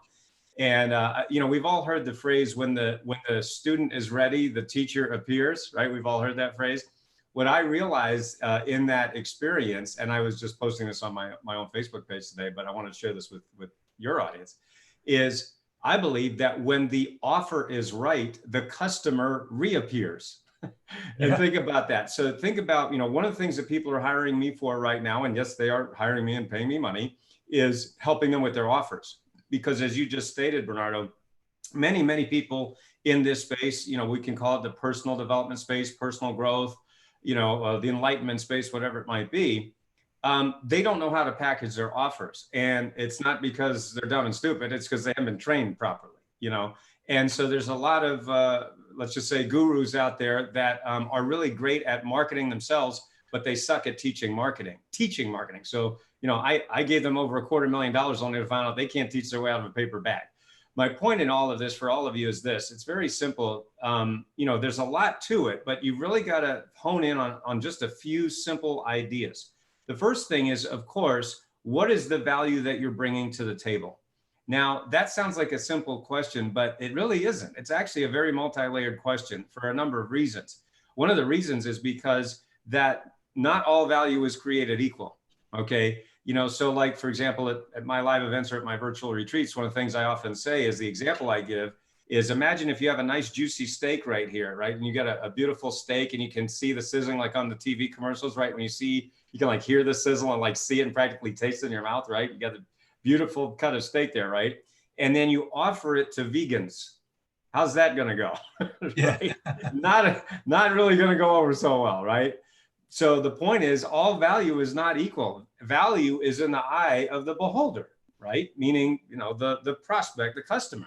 So it's very, an example I also like to give is like, when travel was a thing, like a couple months ago when people were traveling. Those amazing days when we used to have Remember a 4-hour delay. It was like 10 years ago, wasn't it? Right? Yeah, when we actually were delayed and we used to complain, now we wouldn't care, would we? Know exactly. Isn't it funny? Anyway, so, like I love Southwest Airlines. I'm a huge Southwest Airline fan. I'm one of their A-list customers. My wife is my companion, so she flies for free because of, all the travel that we were doing over many years. Well, the point is that I love Southwest for a number of reasons because, you can change your flights without a penalty, your bags fly free, and so on and so on. So, but there are just as many people who love Southwest as who would never fly Southwest. Southwest, oh my God, it's and I don't know what they complain about. I never understood it, but you understand again. So remember, one size doesn't fit all. So for everyone watching, what this means for you is this: you've got to be very, very precise and deep, really, about your value. You've got to understand what your value is, number one, but number two, you got to understand who will value it. And so the fact is, with marketing as it is today, with media fragmentation, that there is just no way you can reach everybody. And so many people, or companies even, when they hire me, they say, well, no. And of course, one of the first questions is this what I'm saying right now? And I say, well, okay, well, who's your audience? They always go, everybody. And I, of course, roll my eyes because I'm like, well, yeah, of course. I mean, everybody could use my stuff too, but I know that I'm not going to be able to reach everybody. So, you know, just from a simple outer game standpoint, you've really got to understand your value, understand who's going to value it, and then you've got to put your offers together. And there is definitely a process for that, which just really isn't taught very well out. Well, it's taught very poorly, you know, out there by the gurus. So the point is, Bernardo, you know, for everyone watching, I want to make this point again, because I think I made it last time, but it really bears repeating, which is this. You know, we hear a lot, of course, about all the fear and uncertainty that's going on in the world today, which there is. I mean, that's obvious. That's the elephant in the room, right? But here is my point that I really want everybody to get, which is this, that control and fear live in opposition. Now, here's what I mean by that. When you have control over your life and your business, you really don't have the fear, okay? But when you feel a lack of or loss of control, meaning your control is down, then the fear goes way up. So think of the millions of people right now who they're out of a job, right? I mean, through no fault of their own at all. It has nothing to, they didn't do anything wrong. And yet it was wiped out. You know, all the bars and restaurants and service industries and on and on and on and on, just tens of millions of jobs just wiped out because of the virus. Well, they're feeling an enormous loss of control, and that's a real thing. So their sense of fear is certainly very high. So what I always want to do with my clients is very simply this. The first thing that we want to do as fast as possible is give you that sense of control back in your life. Because when you have that control, then you will not succumb to the fear. However, this is very important. It can't be fake, right? It cannot be fake. In other words, you can't just think your way out of this.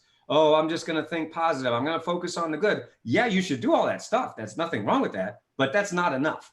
You actually have to have the actual control, because as you just stated a moment ago, Bernardo, you know, for me personally, I'm very blessed and fortunate that I've had to work from home, you know, multiple seven-figure business for, you know, last 2 decades. You know, I started in 1997 in my college dorm room with $800 and a book on HTML. And, you know, in the intervening years, you know, we've helped a lot of people make a lot of money. And that's the point, is that nothing really changed for me because I built the system. So that's what we want for all of you here, is to put the systems in place, both inner game and outer game systems, so that you have the control, so that you don't succumb to the fear. Well, Noah, listen, I wanted to thank you for being here again today. I wanna take this opportunity to schedule you and I having a webinar where we're going to be talking about your expertise. I'm very excited and delighted to have your content on the Best You Online. So it's all live now, ladies and gentlemen. So Noah spoke at the Best You Expo. We got his Expo talk, and now we got his programs there. So we're very excited about that, and we're going to be creating a lot more awareness around that. So Noah, I want to thank you for your generosity. I want to thank you for being here. My friend Bill Walsh is here, and obviously, and my friend too, and your friend, Bill Walsh. Mr. Bill Walsh, ladies and gentlemen. What's up, guys? How are you? In the house. Good to see you, brother. Great to see you too. Always good to hear some of those words of wisdom. Absolutely, a lot of wisdom there, Bill. And talking about wisdom, so boys and girls, and I'll say goodbye to you in a minute. I just want to introduce quickly Bill, Noah. So Bill is a speaker, author, venture capitalist, and the CEO, founder of success education business coaching firm Power Team International. Now, let me just say to you, if you don't know who Bill Walsh is, let me ask you, where have you been? Okay, where have you been? You must be from Japan, or you might have been living in the jungle, because everyone knows Bill Walsh. Thank you for being here, Noah. Take care. Absolutely. See you soon. Good to see you, Noah. You too, Bill. Hey, Bill. How are you? How are you, young man? You're looking good over there. Yeah, looking good, man. It's amazing, you see. Just like, you know, a little bit of isolation and not drinking and, you know, taking care of yourself is all good. You're looking good yourself. It's a very interesting time. Yeah. My goal was to lose 20 pounds. I think I gained 10. And I'm eating healthy. I'm just not exercising enough, but I've been getting messages from my friends that, okay, we need you to get some exercise going. So, because I've been working 12 to 14 hours a day. I mean, I wish I could tell you this has been a quarantine with nothing going on, but, you know, we've been busy reinventing and innovating and working on new stuff ever since, you know, since March 15th, we made the decision that if we don't go digital now, we're going to miss one of the biggest waves ever. And within 11 days, we had an idea to a website to a launch, and now it's generated over 100 hours of content and a new membership site. So that's all happened all from a little breakfast meeting where I watched the hotel occupancy go from 94% in one day to 17%. And I said, the writing's on the wall. So it's good to be with you though. And I'm glad you're healthy. Your family, everybody's good. Yeah, it's all good, man. Like your kids, I know they're scattered all over the place. So are mine. So no, look, Bill is, he's been running events for a very long time. He's worked hard all his life. This 14, 16 hours, he's been doing that all his life without a doubt. And but the man has created this beautiful, phenomenal platform. Power Team International, where he's helped and trained so many people over the years. But no, I mean, I can only imagine, so Bill and I, we have this same thing that we tend to do big events, big gigs, and all of a sudden, oops, they're not there anymore. we went from 40 events a month to 0 events per month.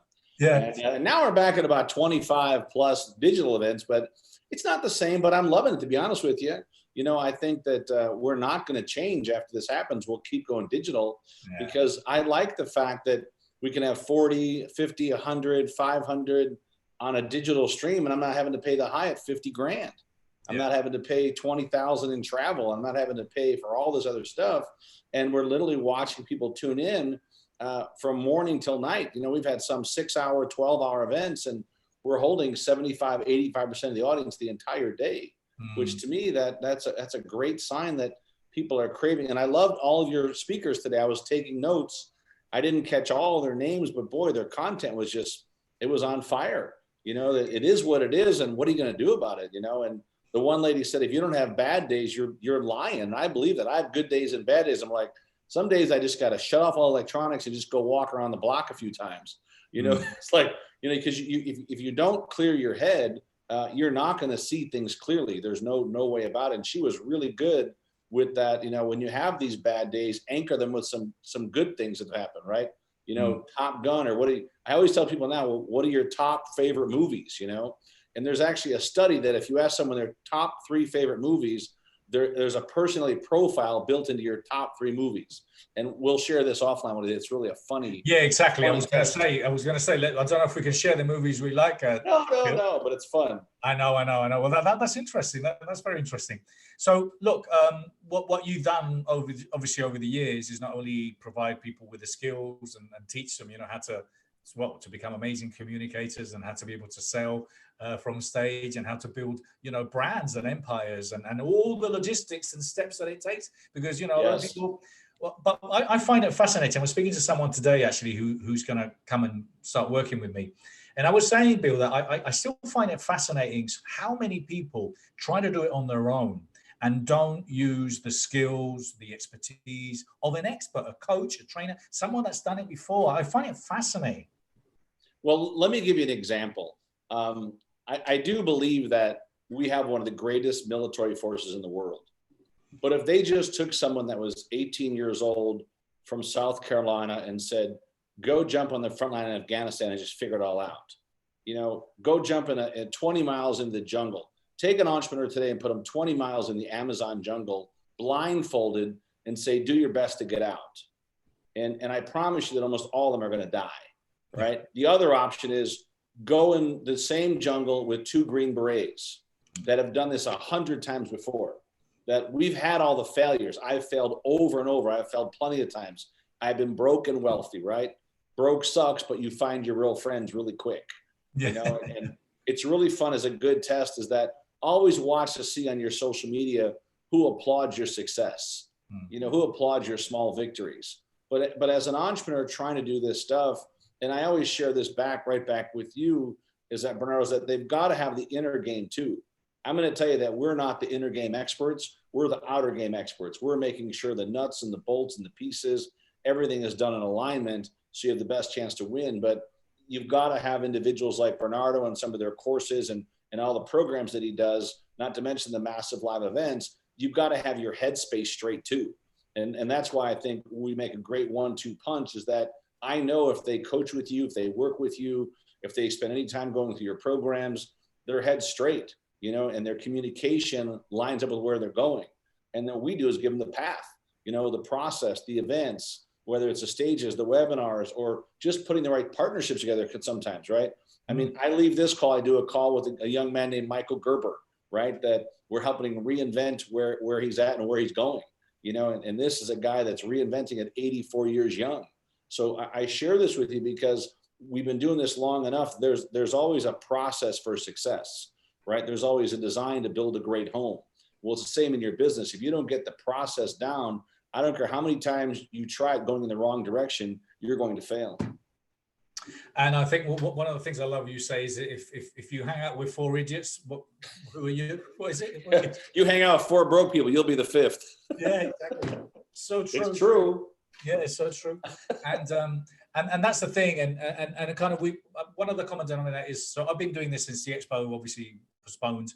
You know, I've literally been doing it every Saturday. Well, I did Friday, Saturday, and now I've done this norm now, where I just literally run them every Saturday for 3-4 hours. I do one for us, I do one for the NLP community.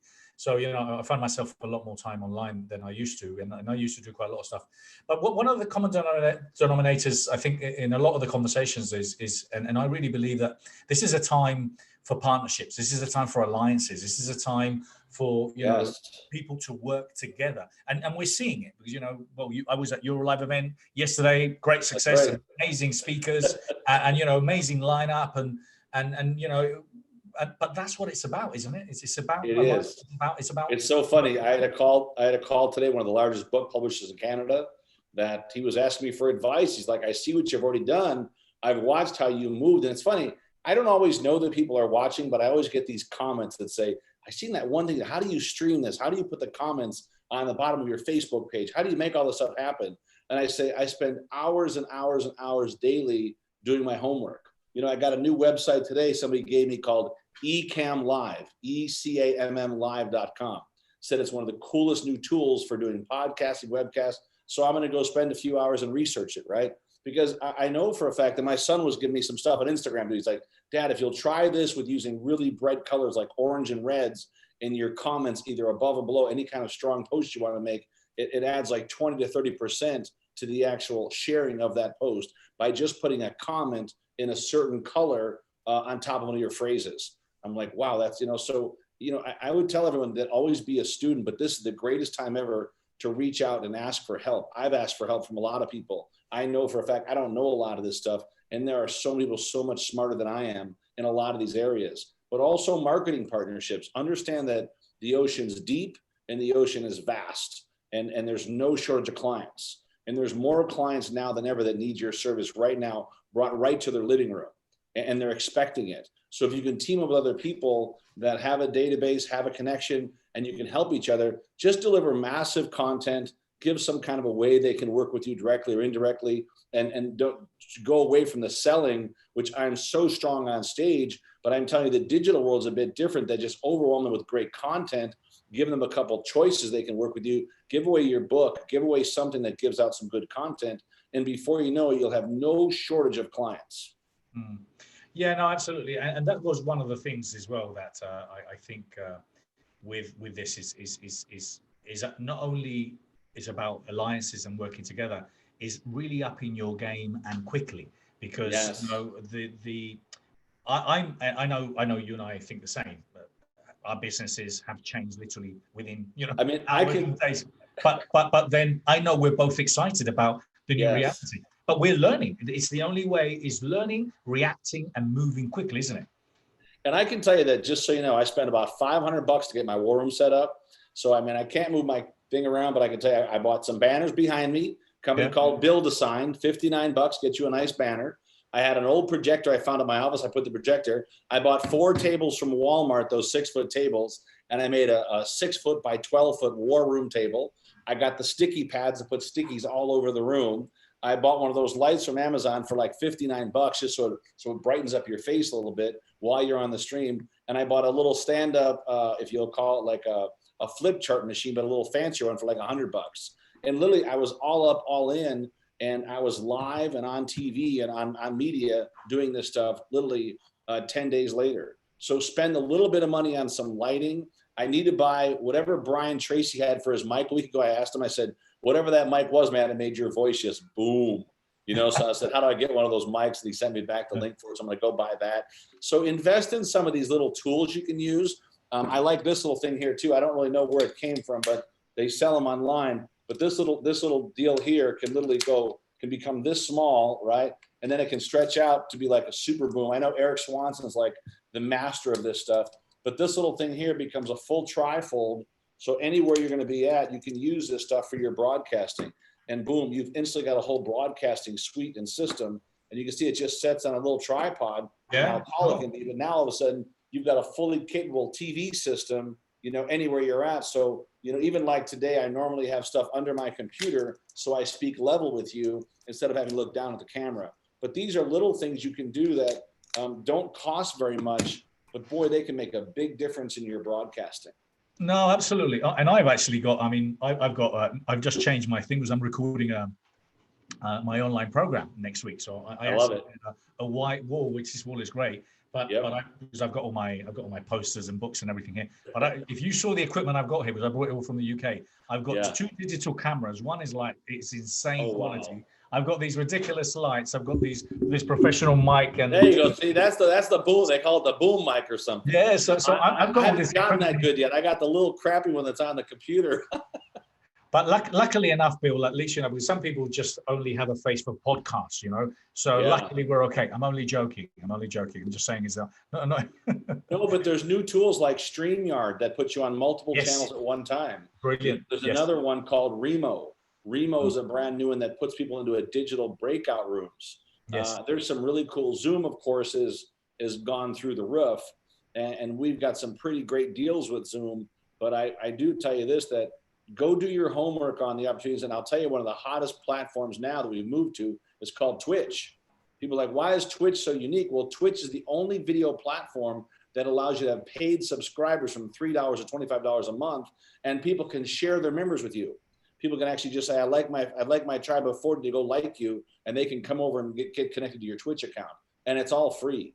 So just a few new things to think about that you can do. And we're looking at all different ways to test it, and then run your streams in your own web page. You can put the stream inside your own web page so that you control all the content around them, which is another added value way, because while they're there, it's no different than when you watch TV and you'll see on TV, they got the box on the bottom and they got the box on the side. Listen, that advertising brings them millions of dollars. So don't be afraid to learn to stream inside your own channels, inside your own websites. And if it costs you a little bit of money to get that set up, it's worth it, because it gives you total control of the marketing that then goes out to the audience throughout the day. Yeah, no, absolutely. And that's what it is. And the fact is, a lot of the times you don't know what you don't know. And then, right. it's also obviously asking the people that do know that can help you. I mean, I'll be honest. I mean, StreamYard was something that I think I came across, because you sent me a text message last week when you did the event with Brian Tracy.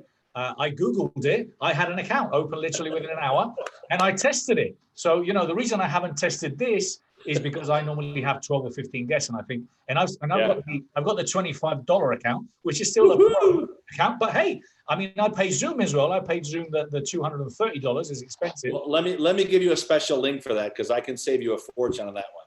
Yeah, I have a special gift for you that gets you Zoom at about $10 a month for up to 500 attendees. Well, you can send me that straight away. That's very generous of you, because Zoom, but I mean, as Bill was pointing out, they've just bought the whole idea with the boardrooms, but also Microsoft has just created their own Zoom, which and now video, and now just so you know, Facebook has one now for up to 50 people.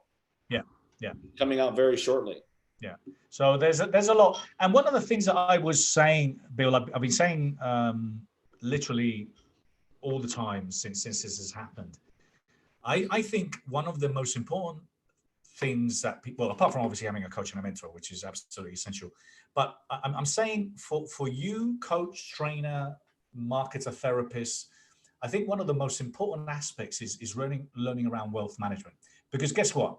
How many personal development people do we know that are broke? And we know lots of them. We know loads that really want to succeed. They want to change the world, but you ask them for $2,000 and they faint because it's just too much money, because they're not making any money. Now, the thing is I'm saying if you want to be a real coach, you need to advise people on what to invest. You need to advise people on wealth management. And this is a really important aspect, because it is about making money, isn't it, Bill? At the end of the day, I think one of the smartest guys is a guy, you can look him up, his name is Warren Buffett. And what Buffett talked about, he said, rule number one in business, he said, don't lose money. And he said, rule number two in business is don't forget rule number one. So what the challenge I see with most personal development coaches and a lot of people that are super therapists, they always underprice themselves and they always sell by the hour. So a tip for all those that are listening today, stop selling by the hour, only sell by the program. Move to 90-day programs, whatever you want to call it, 90-day intensive, 90-day boot camp, 90-day, whatever it's going to be, challenges, but sell by the result. Do not sell by the hour. Jim Rohn said it best. He said, you don't get paid for the hour, you get paid for the value of the hour. It's important that coaches understand that. And once they do, and once they realize that their clients will pay a lot more for result than they'll ever pay for an hour of coaching, they will never have a money problem again. I've worked with so many coaches, speakers, trainers to help them understand, stop trying to discount these $47, $97 one-time. There is no one-time fix. I don't care what the business is, it's always a process. I talked this morning to a whole group of doctors that are selling just one division of their practice for north of $100 million, right? And like, where do we go from here? What's next? And I said, you already know what's next. Now it's just a process to build the paveway to get there. And you're like, you're 100% right. So, you know, whether you're super successful or really successful at what you do, but not getting paid for it yet, be willing to shift your thinking around. Stop lowering your price. The only company in the country in the US that competes on price is called Walmart. And coaches are not Walmart. Coaches are brilliant individuals, help people break through the biggest challenge of their life and be willing to get paid for it. People do not pay you for your time, they pay you for the value of your time. That's great advice, Bill. Great advice. And what do you see? I mean, you know, we were looking at, you know, the new sectors, obviously a lot of understanding, hey, what to invest in, you know, electric vehicles, new technologies, obviously, you know, educating or teaching from a distance. You know, I was looking yesterday at obviously doctors dealing with patients now, these companies that obviously offer doctors remotely. Telemed. Yeah, telemed is not going to slow down. Robotics is not going to slow down. Delivery service is not going to slow down.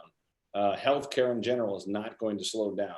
There's a number of sectors right now that are going to knock it out of the park, and just believe in the sectors. Electric cars are coming. You know, these things are going to happen, and we may not see them all in our lifetime, but there's no doubt that right now, anybody that has able to pivot, and I don't like just the word pivot, I really mean innovate, right? Because you've got to innovate to move to where the market's going. Gretzky said it best. He said he never watched where the puck was at. He only focused on where the puck was going. So in your business today, begin to figure out, where's the puck going? How can you be ahead of the curve? How can you go out there and fail a few times? And that's why I'm telling you, 12 to 14 hours a day is normal for me right now. I've been focusing on this like nobody's business. And I've been up early and going to bed when I fall asleep here at the table sometimes, because I'm telling you right now that we are in a very, very interesting time in the world. But if you're ready for the change, you're going to win from it. If you're not, and sometimes you got to clear your head daily to get back in the game, or get around some people that will challenge you.